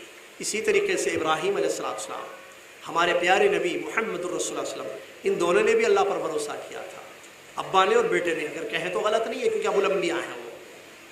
इब्राहीम अलैहिस्सलाम को जब आग में डाला गया, आग में डाला जाए, क्या फर्क? हस्बुनल्लाहु व निअमल वकील, अल्लाह हमारे लिए काफ़ी है और वो बेहतरीन काम बनाने वाला है। क्या ईमान था, देखिए क्या तवक्कुल था जिसकी ज़रूरत है। ऐसा अकीदा क्यों नहीं है मेरे और आपका? कहाँ चले गए हमारे अकीदे? गौर कीजिए, आग क्या करती है काम? आग के पास जाने से इंसान डर जाता है, आग जला देती है। आग में डाला जा रहा है इब्राहीम को और कहते हैं हस्बुनल्लाह व निअमल वकील, या हस्बी अल्लाह व निअमल वकील, अल्लाह हमारे मेरे लिए काफ़ी है और बेहतरीन काम बनाने वाला है। और यही बात, यही अकीदे की बात, यही तवक्कुल का इजहार, इसी अकीदे का इजहार मुहम्मदुर रसूलुल्लाह सल्लल्लाहु अलैहि वसल्लम ने भी उस वक्त किया जब डराने की बात कही गई। क्या इन्नन्नास क़द जमअू लकुम फख्शौहुम फज़ादहुम ईमाना वक़ालू हस्बुनल्लाहु व निअमल वकील। जब ये बात कही गई, अरे ए ईमान वालो, ए मदीना वालो, डरो। सारी मुशरिक, سارے مشرک، سارے کافر تمہیں مٹانے کے لیے، تمہیں قتل کرنے کے لیے جمع ہو گئے ہیں۔ دیکھیے ذرا غور کیجیے، ہاں غور کیجیے، ان الناس قد جمعوا لكم فاخشوهم، سارے لوگ مل گئے ہیں، پوری پلاننگ ہو چکی ہے، پورے لوگ مل گئے ہیں مارنے کے لیے تم کو، تو ڈرو لوگوں سے۔ ان کا ایمان بڑھ گیا سن کر، عجیب، ایمان بڑھ گیا سن کر، ڈرایا جا رہا ہے اور ایمان بڑھ رہا ہے، اور توکل کا یہ عالم ہے، یہ کہا جا رہا ہے اللہ ہمارے لیے کافی ہے اور وہ بہترین کام بنانے والا ہے۔ سبحان اللہ، یہ ہے عقیدہ جس کی ضرورت ہمیں ہے، یہ ہے ایمان جس کی ضرورت آج ہماری بہنوں کو، ہمارے بھائیوں کو، ہمارے بچوں کو ہے۔ ایسا عقیدہ ہمیں چاہیے، ایسا پختہ عقیدہ چاہیے، اللہ کی ذات پر کامل یقین، اس کے وعدے پر یقین، اس کے نفع و نقصان پر اعتماد ہمارا ایسا کہ وہ نفع دے گا، وہ نقصان سے بچائے گا، وہ نافع ہے، وہ ضار ہے، وہ رحمان ہے، وہ رحیم ہے، وہ علیم ہے، وہ قادر ہے، وہ قدیر ہے، ہر چیز پر قدرت رکھتا ہے۔ ما شاء کان وما لم یش لم یکن، جو میرے رب نے چاہا وہ ہوا، جو میرے رب نے نہیں چاہا وہ نہیں ہوا۔ ابراہیم علیہ السلام آگ سے بچ گئے اپنے رب پر بھروسہ کرنے کی وجہ سے، ہمارے نبی علیہ السلام اور ان کی قوم اللہ پر بھروسہ کرنے کی وجہ سے دشمنوں کی چال سے بچ گئے، ان کے قتل و غارت گری سے بچ گئے۔ میرے بھائی، یہ واقعات اس بات کی طرف اشارہ کرتے ہیں کہ اگر ایمان والے کا عقیدہ اللہ کی ذات پر پختہ ہوگا تو ایسی صورت میں اللہ تبارک و تعالیٰ پر وہ بھروسہ کرے گا، اور جو اللہ پر بھروسہ کرے گا، اللہ پر صحیح معنوں میں توکل کرے گا، اللہ تبارک و تعالیٰ اس کے لیے کافی ہوگا، اسے کسی اور چیز کی ضرورت نہیں ہوگی۔ اس بات کو اچھی طریقے سے ذہن میں رکھیں، اور یہی تربیت کی اللہ کے نبی محمد الرسول صلی اللہ علیہ وسلم نے اپنے صحابہ کی، یہی تربیت کی نبی علیہ السلام نے اپنے ماننے والوں کی کہ اللہ سے دل لگاؤ، اللہ سے جڑے رہو۔ آپ دیکھیے حدیث میں نبی علیہ السلام فرماتے ہیں میں نے تمہیں قبرستان کی زیارت سے روکا ہے، جاؤ قبرستان کی زیارت کرو۔ علماء کہتے ہیں اس حدیث کی تشریح میں نبی علیہ السلام نے شروع اسلام میں لوگوں کو قبرستان کی زیارت سے روک دیا تھا، بعد میں آپ صلی اللہ علیہ وسلم نے لوگوں کو قبرستان جانے کی زیارت کی اجازت دی۔ وجہ کیا ہے؟ شروع میں قبروں سے شرک کا بڑا گہرا تعلق تھا، تو وہ شروع مومن تھے، اسلام لائے تھے، تو ان کو قبروں سے اس وسیلے سے، اس ذریعے سے دور کر دیا گیا جو شرک کا ذریعہ تھا پہلے۔ اور جب ان کے ایمان قوی ہو گئے، وہ عقیدے پختہ ہو گئے، تو ڈر اور خوف ختم ہو گیا، تو ان کو اس بات کی اجازت دی گئی جاؤ، آخرت کی یاد اس سے آئے گی، جاؤ قبرستان کی زیارت کرو۔ معلوم یہ ہوا میرے بھائی، عقیدے پختہ ہونا ضروری ہے، عقیدوں کو پختہ کرنا، اللہ کی ذات پر کامل یقین کرنا، اللہ کی ذات پر کامل بھروسہ کرنا ضروری ہے۔ اور جب توکل ہوتا ہے مشکلیں آسان ہوتی ہیں، جب توکل ہوتا ہے انسان کو شفا ملتی ہے، جب توکل ہوتا ہے تو انسان اللہ رب العالمین کو راضی کر لیتا ہے، اللہ رب العالمین کو خوش کر لیتا ہے۔ موجودہ دور میں اس کی سخت ضرورت ہے، کیوں؟ کیونکہ دشمنان اسلام کی سازشوں کی وجہ سے ہمارے عقیدوں میں کمزوری آ چکی ہے۔ ایمان جیسا کہ آپ جانتے ہیں اہل سنت جماعت کا عقیدہ ہے اور صحیح عقیدہ ہے، کتاب و سنت سے ماخوذ ہے کہ ایمان بڑھتا بھی ہے، ایمان گھٹتا بھی ہے، نیکیوں سے ایمان بڑھتا ہے اور گناہوں سے، نافرمانیوں سے ایمان گھٹتا ہے۔ اپنے ایمان کو گھٹانے سے بچانے کی ضرورت ہے، اپنے ایمان کو قوی کرنے کی ضرورت ہے، اپنے عقیدے کو، اللہ کی ذات پر جو ہمارا اعتماد ہے اس کو قوی کرنے کی ضرورت ہے۔ اللہ کے ہاتھ میں نفع ہے، کسی چیز کے ہاتھ میں نفع ہے۔ میرے بھائی، آپ جانتے ہیں شریعت اسلامیہ نے اس بات کی اجازت دی ہے کہ رقیہ کیا جائے، رقیہ جائز ہے، اس میں کوئی دو رائے نہیں ہے، لیکن اسی جگہ شریعت نے یہ بھی کہا ہے اگر کوئی اس رقیے کو طلب نہیں کریں گے ان کے لیے جو کمال توحید کہیں یا کمال توکل ہے، اللہ کے نبی صلی اللہ علیہ وسلم نے ایسے لوگوں کے لیے خوشخبریاں بھی سنائی ہیں۔ نبی علیہ السلام نے فرمایا میری امت میں سے 70,000 لوگ ایسے ہوں گے جو بغیر حساب اور عذاب کے جنت میں داخل ہو جائیں گے۔ مشہور حدیث نبی صلی اللہ علیہ وسلم کی جو کتاب التوحید وغیرہ میں یا عقیدے کی کتابوں میں اہل علم نے نقل کی ہے، 70,000 لوگ بغیر حساب کے۔ اللہ میرے اور آپ کے حساب کو آسان فرما دے، آمین۔ اور اللہ تعالیٰ مجھے اور آپ کو بغیر حساب، بغیر عذاب کے، بغیر تکلیف کے دخول اولی جس کو کہتے ہیں پہلے جنت میں داخل ہونے کی توفیق عطا فرمائے، کیونکہ وہ اصل چیز ہے۔ جہنم کی آگ ہم برداشت نہیں کر سکتے، یہ گرمی ہم برداشت نہیں کر پا رہے ہیں، جہنم کی آگ کیا برداشت کریں گے؟ یہ گرمی جہنم کی سانس کا اثر ہے، جیسا کہ نبی صلی اللہ علیہ وسلم کی ایک حدیث ہے، آپ صلی اللہ علیہ وسلم نے فرمایا جہنم نے اپنے رب سے شکایت کی کہ میرا ایک حصہ دوسرے حصے کو ختم کر رہا ہے۔ نبی علیہ السلام نے فرمایا اس کو 2 سانس کی اجازت دی گئی ہے۔ نبی صلی اللہ علیہ وسلم نے فرمایا سخت گرمی جو تمہیں زمین پر ہوتی ہے اور سخت سردی جو زمین پر ہوتی ہے یہ جہنم کے نفسین کا سانسوں کا اثر ہے۔ معلوم ہوا جہنم کی سانس کا یہ اثر ہے، تو سانس والی جہنم کا کیا حال ہوگا؟ اللہ مجھے اور آپ کو جہنم کی آگ سے محفوظ رکھے۔ تو میرے بھائی جنت میں جانا ضروری ہے، جہنم سے اپنے آپ کو بچانا ضروری ہے، اور یہی کامیابی ہے۔ اس کے لیے انسان کو اگر یہ خوشخبری دی جائے بھائی کچھ کام ایسے ہیں جو تم کرو گے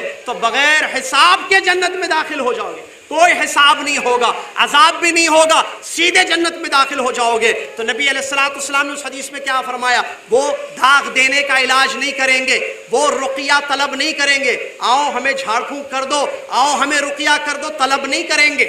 نہ رقیہ، لا یسترقون ولا یکتوون وعلی ربہم یتوکلون، نہ وہ جھاڑ پھونک طلب کریں گے، رقیہ کرنا، رقیہ مانگیں گے لوگوں سے کہ رقیہ کرو ہم پر تاکہ ہمارا علاج ہو جائے، اور نہ دوسرے طریقے سے یعنی داغ دے کر علاج کرنا وغیرہ وہ بھی نہیں کریں گے۔ وعلی ربہم یتوکلون، اپنے رب پر ہی توکل کریں گے۔ ایسے متوکلین کے لیے، ایسے اہل ایمان کے لیے، ایسے پختہ عقیدہ رکھنے والوں کے لیے خوشخبری سنائی گئی ہے کہ اللہ تبارک و تعالیٰ بغیر عذاب کے، بغیر حساب کے ان کو جنت میں داخل فرمائے گا۔ عکاشہ رضی اللہ عنہ کھڑے ہوئے، سنیے غور سے میری بات، حدیث میں آتا ہے جب یہ خوشخبری نبی صلی اللہ علیہ وسلم نے سنائی ہے کہ یہ کام کرنے والے جنت میں بغیر حساب کے داخل ہو جائیں گے، تو ایک صحابی جن کا نام عکاشہ ہے، عکاشہ بن محسن رضی اللہ تعالیٰ عنہ، کھڑے ہوئے اور نبی صلی اللہ علیہ وسلم سے دعا فرمائی، دعا کی درخواست فرمائی، دعا فرمائی نہیں لفظ نکل گیا میرا، دعا کی درخواست فرمائی، کیونکہ دعائیں اللہ سے کی جاتی ہیں۔ نبی علیہ السلام سے درخواست کی، یا رسول اللہ، اے اللہ کے رسول صلی اللہ علیہ وسلم، ادعو اللہ ان یجعلنی منہم، اے اللہ کے نبی صلی اللہ علیہ وسلم آپ دعا فرما دیجئے کہ اللہ تعالیٰ مجھے ان خوش نصیبوں میں سے بنا دے کہ جو بغیر حساب کے جنت میں داخل ہوں گے۔ تو نبی صلی اللہ علیہ وسلم نے فرمایا انت منہم، تم ان میں سے ہو۔ دوسرے صحابی ان کو دیکھ کے اٹھے، انہوں نے کہا نبی صلی اللہ علیہ وسلم، اے اللہ کے رسول صلی اللہ علیہ وسلم میرے لیے بھی دعا کر دیجئے کہ میں بھی ان خوش نصیبوں میں سے بن جاؤں۔ کیا فرمایا نبی صلی اللہ علیہ وسلم نے؟ سبقک بہا عکاشہ، عکاشہ آگے بڑھ گئے۔ یہاں علماء نے بیان فرمایا خیر کا کام ہو تو آگے بڑھنے کا جذبہ ہونا چاہیے۔ آپ کو معلوم ہوا کہ یہ کام خیر کا ہے، اچھا کام ہے، آگے بڑھیے، سوچئے نہیں، سوچنے سے پیچھے ہٹ جائیں گے، پھر آپ ہو سکتا محروم ہو جائیں گے۔ جیسے یہاں خیر کی بات سنی کہ 70,000 لوگ بغیر حساب کے جنت میں داخل ہوں گے، اٹھے فوراً عکاشہ۔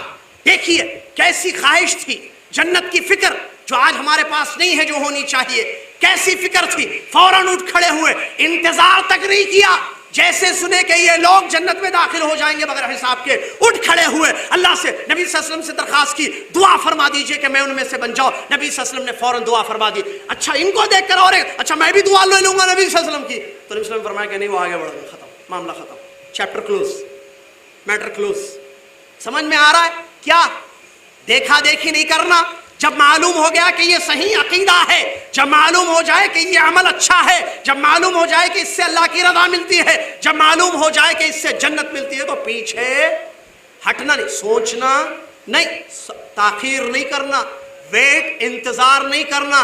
انتظار میں انتقال ہو جاتا ہے، پیچھے رہنے والے پیچھے ہی رہ جاتے ہیں، آگے بڑھ کر فوراً اس کو قبول کرنا چاہیے۔ تو بتانے کا مقصد یہاں میرے بھائی رقیہ اپنی جگہ جائز ہے، اس میں اس کی اصل یہ ہے کہ وہ جائز ہے، لیکن کیا یہ واجب ہے کہ رقیہ کیا جائے؟ اللہ کے نبی علیہ السلام نے ہمیں اپنے دلوں کو اللہ سے جوڑنے کا حکم دیا۔ کیا ہمارے نبی صلی اللہ علیہ وسلم نے اللہ پر بھروسہ کرتے ہوئے دعائیں نہیں سکھائیں ہمیں؟ کتنی دعائیں ہیں، اعوذ بکلمات اللہ التامات من شر ما خلق۔ اگر کوئی مسلمان مرد ہو یا عورت کسی بھی جگہ جائے اور وہاں جا کر اگر یہ پڑھے اعوذ بکلمات اللہ التامات من شر ما خلق، میں اللہ کے مکمل کلمات میں آتا ہوں یا آتی ہوں ہر اس چیز کے شر سے جو اللہ نے پیدا کیا، ہر مخلوق کے شر سے میں اللہ کے مکمل کلمات میں آتی ہوں یا آتا ہوں۔ نبی صلی اللہ علیہ وسلم نے خوشخبری سنائی، جب تک وہ وہاں رہے گی یا رہے گا کوئی چیز اس کو نقصان نہیں پہنچائے گی، صرف یہ ایک چھوٹی سی دعا پڑھنے سے۔ اللہ اعوذ بکلمات اللہ تامات من شر ما خلق۔ کہاں جا رہے آپ؟ پڑھیے، اسکول جا رہے پڑھیے، آفس جا رہے پڑھیے، گھر کسی کے گھر جا رہے پڑھیے, کسی جگہ گھومنے جاتے پڑھیے اعوذ بکلمات اللہ التامات. کیا ہے؟ دیکھیں اللہ پر بھروسہ کیجیے, یہ اسباب ہے. نبی صلی اللہ علیہ وسلم نے دعائیں سکھائی ہیں, اور آپ کو معلوم دعا کیا ہے؟ الدعاء مخ العبادہ ہے؟ نہیں, حدیث صحیح نہیں ہے. پھر الدعاء هو العبادہ ہے, صحیح حدیث. دعا ہی عبادت ہے. وقال ربکم ادعونی استجب لکم, صحیح ہے کہ نہیں ہے؟ ہمارے رب پر ہمارا بھروسہ ہے. ہمارے رب نے یہ کہا ہے, تمہارے رب نے یہ کہا ہے مانگو مجھ سے میں تمہیں دوں گا. اگر میں اللہ سے مانگوں گا اللہ کی ذات پر بھروسہ کرتے ہوئے, مجھے نفع چاہیے, مجھے فائدہ چاہیے, مجھے شفا چاہیے, مجھے رزق چاہیے, مجھے اولاد چاہیے, مجھے اچھی بیوی چاہیے, میرا شوہر راستے پر آ جائے مجھے یہ چاہیے, میری بچیوں کی شادیاں ہو جائیں مجھے یہ چاہیے, میرے کاروبار میں برکت ہو مجھے یہ چاہیے, میری پریشانیاں دور ہو مجھے یہ چاہیے, میری بیماری ختم ہو جائے مجھے یہ چاہیے, میری دہشت میرا خوف ختم ہو جائے, میری گھبراہٹ ختم ہو جائے مجھے یہ چاہیے. کیا ہم اللہ سے دعائیں کریں گے اللہ ختم کرے گا ہماری پریشانیوں کو کہ نہیں؟ ادعونی استجب لکم, وعدہ ہے رب العالمین کا کہ تم مجھ سے مانگو میں تمہیں دوں گا. ہم کہاں کس سے مانگتے پھر رہے ہیں, کہاں جا رہے ہیں؟ اللہ سے مانگو, ادعونی استجب لکم, دعا عبادت ہے, اس کو کیسے بھول گئے ہم؟ اللہ سے دعا کیجیے. پیغمبروں نے اللہ سے دعا کی, نبیوں نے اللہ سے مانگا, سب نے اللہ سے مانگا, جانوروں نے مانگا, چیونٹی نے اللہ سے مانگا. سلیمان علیہ السلام نے دیکھا کہ نہیں؟ چیونٹی کو معلوم ہے کہ عرش پر مستوی اس کا رب اس کی دعائیں سنتا ہے, اس کی مصیبتیں دور کرتا ہے, بارش برساتا ہے. چیونٹی نے اپنے رب کو پہچان کر رب پر بھروسہ کر لیا, رب سے مانگ لیا. تو چیونٹی کو شکر میں ملا کے کھانے والے کہاں چلے گئے بھائی؟ مطلب کھانے والے ملا کے خاصوں سے نہیں کھاتے, آ جاتی ہے نا چیونٹیاں. آم میں آج کل تو آم کا موسم ہے, رتنا گیری کے آم. اللہ پر بھروسہ ہمارا کہاں چلا گیا؟ ہم کیوں اللہ سے نہیں جڑے ہوئے, کیوں اللہ سے نہیں مانگتے؟ نہیں سنتا اللہ میری, نہیں. کیا ہمارا عقیدہ یہ ہے کہ اللہ میری دعا نہیں سنتا ہے؟ آپ اللہ سے سچے دل سے مانگیے. دیکھیے اذا سألك عبادی عنی فإنی قریب اجیب دعوت الداعی. ہاں شرط کیا ہے؟ اذا دعانی فلیستجیبوا لی ولیؤمنوا بی لعلہم یرشدون. میرے بندے جب میرے بارے میں آپ سے پوچھیں, ان سے کہہ دو میں میرے بندوں کے قریب ہوں, دور نہیں, قریب ہوں. تو میرے بندے کیا کریں؟ مجھ سے دعائیں کریں, مجھ سے مانگے. اجیبو, دیکھیے وعدہ دیکھیے اللہ کا, اجیبو دعوت الداعی اذا دعانی, جب بھی مجھ سے مانگے گا میں اس کو دوں گا. میرے بندوں سے کہو کہ مجھ سے مانگو. اللہ کو کوئی چیز روک سکتی ہے؟ آپ کو کیا چاہیے میرے بھائی؟ اللہ رب العالمین دینے والا. اور آپ کو معلوم ہے حدیث شریف کے الفاظ, نبی علیہ السلام نے فرمایا ينزل ربنا عز وجل حين يبقى ثلث الليل الأخير یا آخر ويقول هل من سائل فأعطيه هل من داعٍ فأجيب له هل من مستغفر فأغفر له. الحدیث ہو کما قال صلی اللہ علیہ وسلم. نبی صلی اللہ علیہ وسلم نے فرمایا جب رات کا تیسرا پہر, جس کو ہم تہجد کا وقت کہتے ہیں, ہوتا ہے, اللہ رب العالمین آسمان دنیا پر اترتا ہے. حقیقت میں اترتا ہے یا رحمت قریب آتی ہے؟ حقیقت میں اترتا ہے, یہ ہمارا عقیدہ ایمان ہے. رحمت قریب آتی ہے, تعویلیں ہیں یہ, ہم تعویل نہیں کرتے. اللہ کے اسماء و صفات میں جو آئی ہیں صفات جیسے آئی ہیں ویسے ہم مانتے ہیں. ہمارے نبی صلی اللہ علیہ وسلم نے فرمایا اللہ اترتا ہے, صحابہ نے ہمارے کہا اللہ اترتا ہے, سلف نے کہا اللہ اترتا ہے. ہم کیا بولیں گے؟ اترتا ہے. کیسے اترتا ہے نہیں معلوم, کیوں اترتا ہے نہیں معلوم. یہاں ایک فائدے کی بات سنیے. سلف کہتے ہیں لا تقل لما امر اللہ ولكن قل بما امر اللہ. یہ مت کہو اللہ نے کیوں حکم دیا, یہ کہو اللہ نے کیا حکم دیا. کیسے؟ یاد رکھ لینا, نیکسٹ پروگرام میں پوچھوں گا انشاءاللہ. یہ مت کہو کہ اللہ نے کیوں حکم دیا, کیونکہ کیوں اعتراض ہے یہ. لیما, اللہ کیوں اترتا ہے آسمان پر؟ نہیں. اللہ نے کیوں عربی میں قرآن اتاری؟ نہیں بولنا. یہ کیوں بے ادبی ہے, جائز نہیں ہے. امام بربہاری رحمۃ اللہ علیہ شرح السنہ میں لکھتے ہیں لا یقال فی الرب لیما و کیفا. اللہ کے بارے میں یہ دو سوالات نہیں کیے جائیں گے, کیوں اور کیسے. کیوں اور کیسے, کیوں نہیں بولنا. اللہ نے کیوں حج وہاں رکھا؟ سمجھ میں آ رہا ہے؟ اللہ نے کیوں مسجد نبوی کی ایک نماز کو اتنے اجر کا ثواب بنایا؟ ارے بھائی لا یسأل عما یفعل، اللہ جو کرتا ہے اس کے بارے میں سوال نہیں کیا جائے گا، ہم جو کریں گے اللہ پوچھے گا۔ تو سلف کہتے ہیں یہ مت کہو کہ اللہ نے کیوں حکم دیا، یہ کہو کہ اللہ نے کیا حکم دیا، کیونکہ جو آدمی یہ سوال کرے کہ اللہ نے کیوں یہ کہا ہے، یہ کیوں حکم ہے، وہ اعتراض کر رہا ہے۔ اور جو انسان یہ سوال پوچھے کسی سے بھئی اللہ کا حکم کیا ہے، وہ عمل کرنا چاہتا ہے، وہ عمل کرنے کے لیے پوچھ رہا ہے، اس لیے سلف نے کہا۔ تو میرے بھائی ہمارا عقیدہ ہے کہ اللہ اترتا ہے آسمان دنیا پر جب رات کا آخری تیسرا پہر ہوتا ہے، اور تین چیزیں ہوتی ہیں۔ اللہ کہتا ہے کوئی مانگنے والا کہ میں اس کو دوں، ہے کوئی بخشوانے والا کہ میں اس کو بخش دوں، ہے کوئی دعا کرنے والا کہ میں اس کی دعا قبول کروں۔ کہاں ہے کہ نہیں حدیث؟ ہر رات آسمان دنیا پر اللہ رب العالمین کا نزول ہوتا ہے۔ اللہ کہتا ہے کوئی، کہاں ہے اللہ پر توکل کرنے والے؟ کیا اس اللہ کے وعدے پر ہمیں یقین نہیں ہے؟ اللہ دیتا ہے، اللہ دعائیں سنتا ہے، تو کیوں نہ اپنی مشکلیں اللہ کے حضور رکھے؟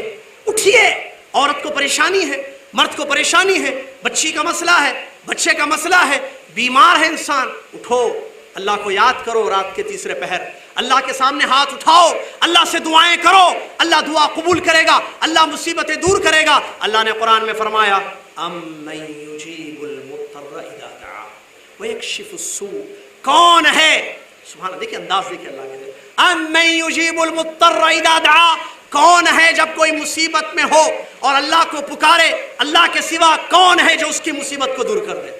ہے کوئی نہیں۔ قرآن کی آیتوں میں اس حقیقت کو بیان کیا۔ اگر اللہ رحمت دینا چاہے تو اس کی رحمت کو کوئی روک نہیں سکتا، اللہ عذاب دینا چاہے تو اللہ کے عذاب کو کوئی روک نہیں سکتا ہے۔ جب سب کا مالک اللہ ہے تو کیوں نہ ہم اس کی ذات سے جڑ جائیں، تعلق اس سے قائم کیوں نہ کریں، کیوں نہ اس کی ذات پر صحیح معنوں میں توکل کرے اور اس سے دعائیں کرے، اس سے مانگے۔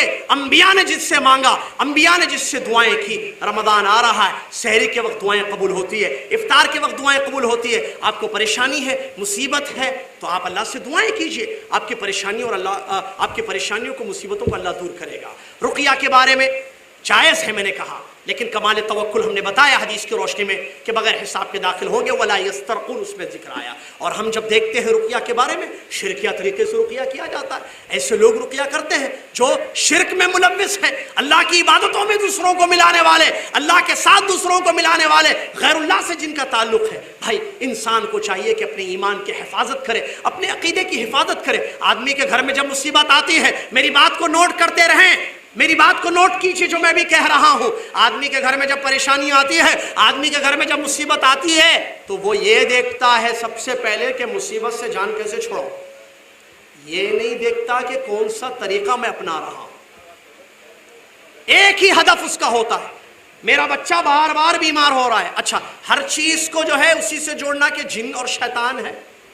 یہ بھی عجیب مسئلے ہیں ہمارے پتہ نہیں، ہر چیز کو جن، بچی کی شادی نہیں ہو رہی، جن ہوگا، کہاں دکان، اچھا بچی کی شادی کیسے ہوگی؟ بھائی آپ بتاؤ نا لوگوں کو۔ بخاری کی حدیث ہے، بخاری کی حدیث، باب باندھا امام بخاری رحمۃ اللہ علیہ کہ آپ اپنی بچی کا رشتہ اہل خیر کے یہاں پیش کر سکتے ہیں۔ حدیث ہے، صحابہ کا عمل ہے، وہ کہتے تھے کہ میری بیٹی سے آپ شادی کریں۔ باپ کہتا تھا، ہمارے پاس اس کو مایوس سمجھا جاتا ہے، نہیں میں نہیں بولوں گا، آنا ہے خود آئے گا رشتہ چل کر، بیٹھا ہوا ہے، بچی کی عمر جا رہی ہے، ارے اہل خیر ان کے سامنے ذکر کرو بھائی، غلط نہیں ہے یہ چیز، جائز ہے۔ صحابہ کا جو ہے عمل رہا ہے اس پر۔ تو شادی نہیں ہو رہی تو اسی سے جوڑ دیا، ہر مسئلے کو اسی سے جوڑ دیا۔ کاروبار نہیں چل رہا ہے، کاروبار کیسے چلے گا؟ آپ دکان 11 بجے کھولتے ہو، لوگوں کو 8 بجے سودا چاہیے، دکان چلے گی؟ سو کر نواب اٹھ کر 10 بجے دکان کھول رہے ہیں، لوگوں کو شکر پتی چاہیے صبح صبح، ناشتے کا آئٹم چاہیے صبح صبح، آپ کھول رہے 10 بجے، دکان کیسے چلے گی بھائی؟ ہر چیز کے اسباب ہیں نا، دنیا میں اللہ نے جائز اسباب رکھے ہیں، اسباب اپناؤ۔ ہر چیز کو جن اور اس سے جوڑنا، اس کا انکار نہیں ہے کہ جن ہے، شیاطین ہے، لیکن مسئلہ اصل شرک سے اپنے آپ کو بچانے کا ہے، اپنے عقیدے کی حفاظت کرنے کی ضرورت ہے۔ شرکیہ طریقے پہ سے علاج، شرکیہ طریقوں سے علاج، نعوذ باللہ غیر اللہ سے تعلق قائم کیا جاتا ہے اس مسئلے میں، اور عورتیں اس میں بہت آگے ہیں، آپ جانتے ہیں۔ اچھا اس میں دیکھیے ایک بات اچھی طریقے سے، شیطان ہمارا کھلا ہوا دشمن ہے۔ سورہ یاسین کی ایک مشہور آیت ہے، اللہ تعالیٰ نے فرمایا اِنَّهُ لَكُمْ عَدُوٌّ کیا ہے؟ مبین یا خفی؟ مبین، کھلا ہوا دشمن. کون؟ شیطان ہمارا کھلا ہوا دشمن ہے. اور ایک آیت میں اللہ نے فرمایا یہ شیطان تمہارا دشمن ہے، فاتخذوہ عدوا، اس کو دشمن ہی بناؤ. کس کو؟ شیطان. جب معلوم ہو گیا ساری بنی نوع انسانیت کا دشمن شیطان ہے، تو اگر کوئی اس دشمن کو دوست بنا لے تو آئیے صاحب گھر میں رہیے. ایک چیز معلوم ہو گئی کہ فلاں آدمی آپ کا دشمن ہے، وہ تلاش میں ہے آپ کو مارنے کے لیے، پکی رپورٹ ہے، تو آپ اس سے کانٹیکٹ کرتے، کہتے ہیں بھائی میرے پاس ذرا آپ آئیے نا. وہ آتا ہے، وہ دشمن ہے، آپ کو مارنے کی پلاننگ کر رہا ہے. آپ کہتے ہیں آپ آؤ میرے گھر میں کچھ دن مہمان بنو نا، آموں کا سیزن ہے، اچھے آم کھلاؤں گا. اور ٹھیک ہے آ گیا. اب وہ اپنا ہتھیار لے کر آئے گا، پوری تیاری کر کے آئے گا. آپ نے اس دشمن کو گھر میں جگہ دے دی اور دوست بنا لیا، روم دے دیا، کھانے پینے کا انتظام بھی کر دیا اور چابی بھی گھر کی دے دی. جب چاہے آنا جانا، آپ کا اپنا گھر ہے، البیتو بیتو کا جیسے عرب بولتے ہیں. تو کیا کرے گا وہ؟ چھوڑے گا آپ کو؟ عجیب مسئلہ ہے. معلوم ہے کہ شیطان دشمن ہے، ابلیس دشمن ہے، ہم نے اس کو دوست بنا لیا ہے. شیطان جہنم کا راستہ ہمیں دکھائے گا، جنت کا راستہ نہیں، لیکن ہم چل پڑے اسی کے راستے پر. خطوات الشیاطین کی اتباع کرنے لگے، جس سے منع کیا اللہ تعالیٰ، وَلَا تَتَّبِعُوا خُطُوَاتِ الشَّيْطَانِ، شیطان کے راستوں پر مت چلو. دنیا میں کئی ایسے شیطان کے راستے پھیلا دیے گئے ہیں، ہم اس پر چلتے جا رہے ہیں. شرک یا طریقے سے علاج کیا جا رہا ہے. اب یہ دیکھتے ہیں اللہ تعالیٰ 70 ماہوں سے زیادہ رحم کرتا ہے. پتہ نہیں کس نے یہ بتا دیا، نہ کوئی آیت میں ہے نہ کوئی حدیث میں ہے 70 ماہوں سے زیادہ رحم کرتا ہے. رحم تو بہت اللہ کرتا ہے، لیکن پتہ نہیں کہاں سے. نہیں شرک کیا ہے، وہ شرک سب چلتا. تعلق جملے کیسے ہیں، عقیدے کیسے ہیں، دیکھیں نعوذ باللہ من ذالک. شرک سے اپنے آپ کو بچائیے. مصیبت میں آزمایا جاتا ہے، آزمائش میں ایمان کو پرکھا جاتا ہے. اپنے ایمان کو بچانا، اپنے ایمان کی حفاظت کرنا ضروری ہے. آپ دعا نہیں کر سکتے، دعائیں نہیں معلوم ہیں. نبی علیہ السلام نے کیا فرمایا؟ اصل کیا ہے، ہم دین سے دور ہو گئے. اصل پرابلم یہ ہے، اللہ سے دور ہو گئے تو شیطان تو حملہ کرے گا کہ نہیں کرے گا؟ کیونکہ قرآن سے یہ بات ثابت ہے، شیطان کا حملہ غافلوں پر ہوتا ہے. مخلصین، اہل التوحید، جن کے عقیدے پختہ، جن کا عمل صحیح، جو اللہ اور اس کے رسول پر صحیح ایمان لاتے ہیں، ان پر شیطان کا حملہ نہیں ہوتا ہے. یاد رکھیں اس بات کو. ہم اللہ سے دور ہیں، شیطان کے قریب ہو گئے. شیطان نچاتا ہے، کھیلتا ہے ہمارے ساتھ اور جیسے چاہے تکلیف دیتا ہے. نبی صلی اللہ علیہ وسلم کی تعلیمات سے ہم دور ہو گئے. ہماری عورتوں کو دعائیں نہیں معلوم، ہمارے بچوں کو دعائیں نہیں معلوم. اعوذ بکلمات اللہ التامۃ من شر ما خلق، کب پڑھنا ہے، کیسے پڑھنا ہے، کیا ہے اس میں نہیں معلوم. اور وہ حدیث بخاری شریف کی جس میں نبی علیہ السلام نے فرمایا، جب کوئی تم میں سے اپنے بستر پر جائے، جب تم میں سے کوئی اپنے بستر پر جائے یعنی سونے کے لیے اور آیت الکرسی پڑھ لے. کسی کو یاد نہیں ہو تو ہاتھ اٹھائیے. آیت الکرسی سب کو یاد ہے، بچے کو بھی یاد ہے، عورتوں کو بھی یاد ہے آیت الکرسی. نبی صلی اللہ علیہ وسلم نے فرمایا جب تم سونے کے لیے جاؤ اور آیت الکرسی پڑھ لو تو اللہ کی طرف سے ایک محافظ فرشتہ رہتا ہے جو صبح تک تمہاری حفاظت کرتا ہے. ایک اور نمبر 2، شیطان تمہارے قریب نہیں آئے گا. 2 خوشخبریاں. حفاظت کا انتظام دیکھیے. اگر کسی نے آیت الکرسی پڑھ لی، کب؟ سوتے وقت. بچوں کو عادت ڈالیے. یہ ہے عقیدے، یہ ہے تعلیم، اللہ سے جوڑنا، یہ ہے اللہ سے تعلق قائم کرنا. صبح اٹھو تو اللہ کا نام لو، شام ہو تو اللہ کا نام ہو، بستر پر جاؤ تو اللہ کا نام لو، گھر سے باہر نکلو تو اللہ کا نام لو، کسی جگہ پر جاؤ تو اللہ کا نام لو. اللہ سے جوڑیے اپنے آپ کو، اپنے دلوں کو اللہ سے جوڑیے اور اللہ کی ذات پر بھروسہ کیجیے. پھر دیکھیے مزہ زندگی کا، ایمان کا لطف، ایمان کی چاشنی ہماری زندگی میں آئے گی. تو اس حدیث پر کیا عمل ہمارا ہوتا ہے؟ کتنے بڑے فائدے نبی صلی اللہ علیہ وسلم نے اس حدیث میں بیان فرمائے. آیت الکرسی پڑھ کر سو جاؤ بس. تو عادت ڈالے آدمی سوتے ہوئے آیت الکرسی پڑھ لے. خواب ڈراؤنے آئیں گے، شیطان کھیلے گا خواب میں، ستائے گا نہیں. کیوں؟ ہمارے نبی صلی اللہ علیہ وسلم کا کلمہ ہم نے پڑھا ہے اور ہمارے نبی صلی اللہ علیہ وسلم نے یہ فرمایا فلا کہ شیطان اس کے بالکل قریب نہیں آئے گا جو آیت الکرسی پڑھ کے سو جائے گا. اور فرشتہ اس کی حفاظت کے لیے مقرر کر دیا جائے گا. کب تک؟ حتی یصبح، جب تک کہ صبح نہ ہو جائے. دونوں چیزیں، فرشتہ بھی ہماری حفاظت کے لیے ہے اور شیطان ہم سے دور ہو گیا ہے. بات ختم کہ نہیں؟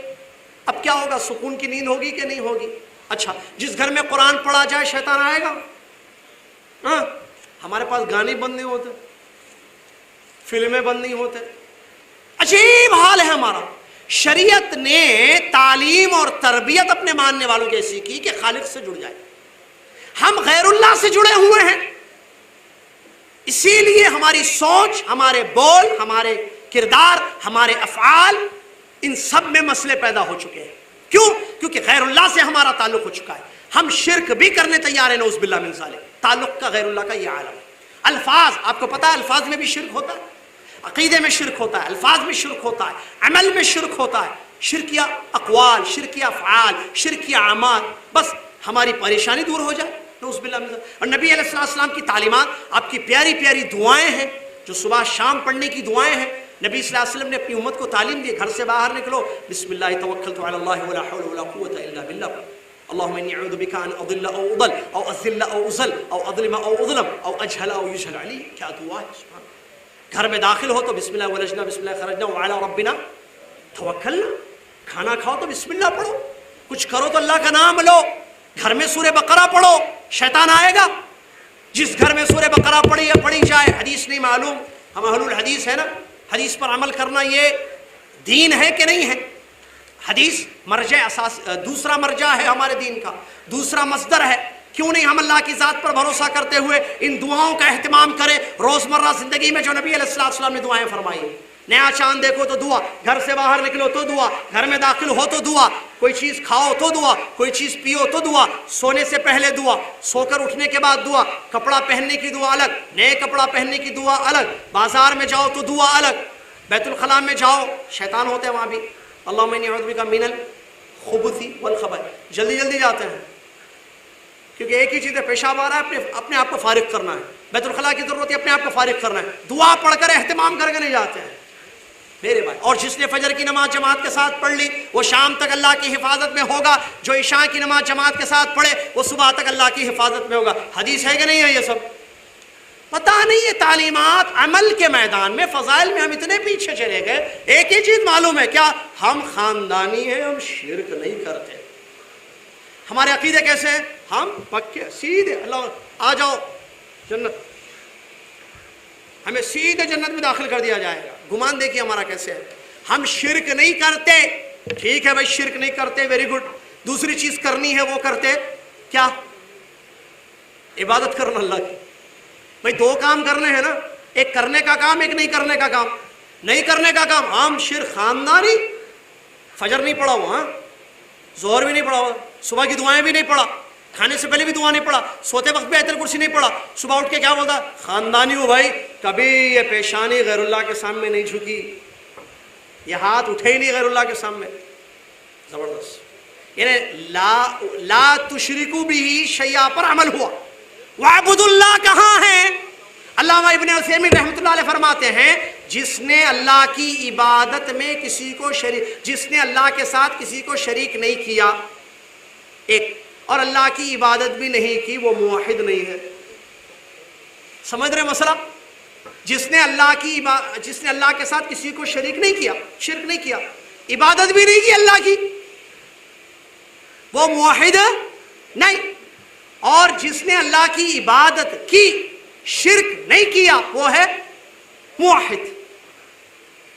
اللہ نے کیا فرمایا؟ وَاعْبُدُوا اللَّهَ وَلَا تُشْرِكُوا بِهِ شیء. اللہ کی عبادت کرو اور اس کے ساتھ کسی کو شریک مت کرو.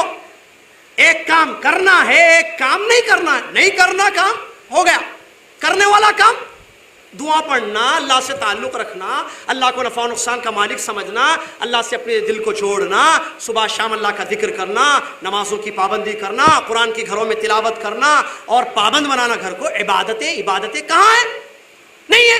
نہ توکل ہے، نہ عبادت ہے، اور نہ دعائیں ہیں زندگی میں، نہ اللہ کو یاد کرنا ہے. عبادتیں نہیں ہیں، شرک بھی نہیں ہے، دونوں بھی نہیں ہے. ارے ایک رہنا ہے بھائی، وہ شاید غلط سمجھ گئے، کچھ بھی نہیں کرنا ایسا سمجھے شاید. شرک بھی نہیں کرنا، مانگنا نہیں، کچھ نہیں کرنا، غیر اللہ سے نہیں مانگنا. کس سے مانگنا پھر؟ اللہ سے مانگنا. مانگو نا، کہاں ہو پھر؟ اللہ نہیں دیتا. غیر اللہ پر ایسا بھروسہ، ارے بس یہ مل گئے اب تو میرا گھر سدھر گیا، ختم، میرے گھر کی ساری بلائیں چلی جائیں گی کیونکہ صاحب مل گئے. کون مل گئے؟ صاحب مل گئے. ان صاحب کو پیدا کرنے والا خالق، اس کو کیوں بھول گئے؟ عجیب معاملہ ہے. عجیب عقیدے ہیں. غیر اللہ سے تعلق بہت خطرناک ہے ہمارا، اس کو ختم کرنے کی ضرورت ہے. اللہ سے جوڑیے اپنے دلوں کو. اللہ کے نبی صلی اللہ علیہ وسلم نے کیا فرمایا حدیث میں؟ حدیث قدسی ہے. اللہ تعالیٰ فرماتا ہے میں اپنے بندے کے گمان کے حساب سے ہوتا ہوں جیسے وہ میرے بارے میں گمان کرتا ہے.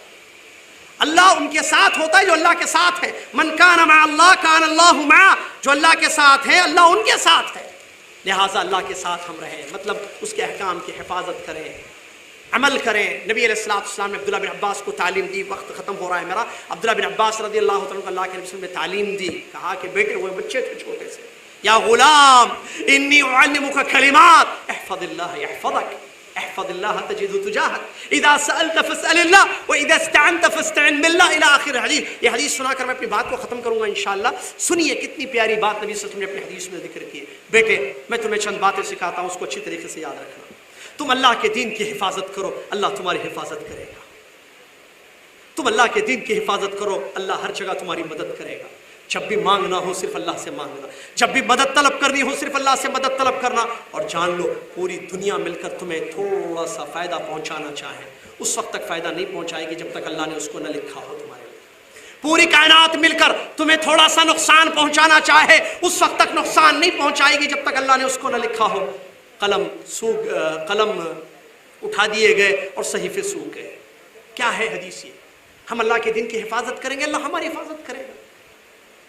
من حفظ دین اللہ حفظہ.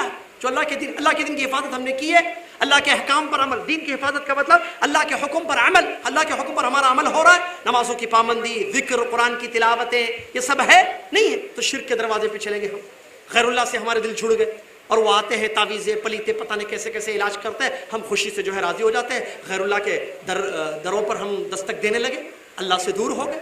جو اللہ کے پاس ہو، اللہ کے قریب ہو، مطلب اللہ کے احکام، اللہ کے دین پر عمل کرے، اللہ کی عبادت کرتے زندگی گزارے، اللہ پر جیسے بھروسہ کرنا ہے ویسے کرے، اللہ سے دعائیں کرے، جب بھی کوئی معاملہ ہو اللہ کے حضور پیش کرے، اللہ سے اپنا تعلق قائم رکھے، اپنے دل کو اللہ سے جڑے، جو بھی مانگنا ہو اللہ سے مانگے، دعائیں کرے، مدد اس سے مانگے، نفع و نقصان کا مالک اس کو سمجھے، آدمی کی پریشانیاں ختم ہو جائیں گی.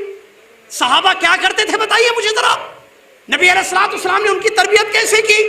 اللہ سے جوڑا ان کو، اللہ سے ایسے جوڑا. بکری چرانے والی عورت مدینہ کی کہتی ہے اللہ اوپر ہے. عقیدہ دیکھیے مضبوط. جب اس سے پوچھا جاریہ سے نبی صلی اللہ علیہ وسلم، ایسی تربیت ہماری ہونے کی ضرورت ہے. عقیدے کو بچائیے، نیلام ہو جائے گا ورنہ عقیدہ. لٹیرے لوٹنا چاہتے ہمارا عقیدہ. شرک کے دروازے کھلے ہوئے ہیں، اپنے آپ کو شرک سے بچائیے. شرک صرف اس چیز کا نام ہی نہیں ہے کہ غیر اللہ کو سجدہ کرو. شرک کی کئی قسمیں ہیں. اقوال میں بھی شرک ہوتا ہے، افعال میں بھی شرک ہوتا ہے، عقیدے میں بھی شرک آتا ہے. دیکھیے قول میں شرک کیسے آتا ہے، فعل میں شرک کیسے آتا ہے. پڑھیے، تعلیم لیجیے. علماء ہیں یہاں پر الحمدللہ. اہل علم کی صحبت میں رہیے، علماء سے دور مت رہیے، جڑے رہیے جماعت سے، احباب سے، ذمہ داروں سے، علماء سے جو آپ کے لیے خیر چاہتے ہیں. دور مت ہوئیے اور علماء کی عزت کیجیے، احترام کیجیے. یہ آپ کی رہنمائی کرنے والے لوگ ہیں، آپ کو سیدھا راستہ دکھانے والے لوگ ہیں. علماء کی توقیر، علماء کا ادب، علماء کا احترام دین کا احترام ہے. دین کی عزت ہے. اگر اللہ کی عزت ہے، نبی صلی اللہ علیہ وسلم کی عزت ہے تو اللہ کی بات بتانے والوں کی، نبی صلی اللہ علیہ وسلم کی بات بتانے والوں کی عزت آٹومیٹکلی ہماری زندگی میں ہوگی. اگر اللہ کی کتاب سے ہمیں محبت ہے، اللہ کی کتاب کی آیتیں پڑھ کر سنانے والوں سے ہمیں محبت کیسے نہیں ہوگی؟ ہمیں نبی صلی اللہ علیہ وسلم کی حدیثوں سے پیار ہے، محبت ہے، تو نبی صلی اللہ علیہ وسلم کی حدیثیں سنانے والوں سے کیسی محبت نہیں ہوگی میرے بھائی؟ لہٰذا اللہ کہ ہماری زبانیں ایسے نہ ہو کہ ہم علماء کے بارے میں کچھ بول دیں اور اللہ ہم سے ناراض ہو جائے اور ہمارے لیے جہنم لکھ دے. اپنے آپ کو بچائیے، علماء کی صحبت میں رہیے، عقیدوں کو پختہ کیجیے، شرک سے اپنے آپ کو بچائیے. دعا، تعلق اللہ کے ذات سے اپنے آپ کو جوڑ دیجیے. مانگیے، کیا مانگنا ہے آپ کو؟ کیا پرابلم ہے آپ کی بتائیے. اللہ کیا دور نہیں کر سکتا اس کو؟ پریشانیاں دور نہیں کرتا ہے اللہ تعالیٰ؟ صحابہ کیا کرتے تھے؟ بڑی بڑی مصیبتیں ان کی، کیا ان کو اولاد کا مسئلہ نہیں تھا؟ شفا کا مسئلہ نہیں، بیماریوں کے مسئلے نہیں تھے ان کے پاس؟ رزق کے مسائل نہیں تھے ان کے پاس؟ صحابہ کی زندگیاں ہمارے لیے نمونہ ہے، اسوہ ہے. فَإِنْ آمَنُوا بِمِثْلِ مَا آمَنْتُمْ بِهِ فَقَدِ اهْتَدَوْا بتایا گیا ہے. لہٰذا صحابہ کی زندگیوں کو پڑھ کر دیکھیے. یہ صحابہ کیا کرتے تھے جب ان کے گھروں میں مصیبتیں آتی تھی، پریشانیاں آتی تھی؟ کہاں جاتے تھے؟ شرک کے پاس نہیں. ان کی توحید ایسی تھی، ان کی تربیت عقیدے پر ایسی کی گئی. انہوں نے اللہ کو پکارا، اللہ سے مدد مانگی. بے شمار ایسے واقعات آپ کو صحابہ کے ملیں گے. اللہ سے پکارا، اللہ کو پکارا، اللہ سے مدد مانگی، استعانت مانگی، اللہ نے مدد کی. اللہ مدد کرتا ہے. اللہ کا وعدہ اپنے جگہ ہے، جو ادعونی استجب لکم، مجھ سے مانگو میں ضرور تمہیں دوں گا.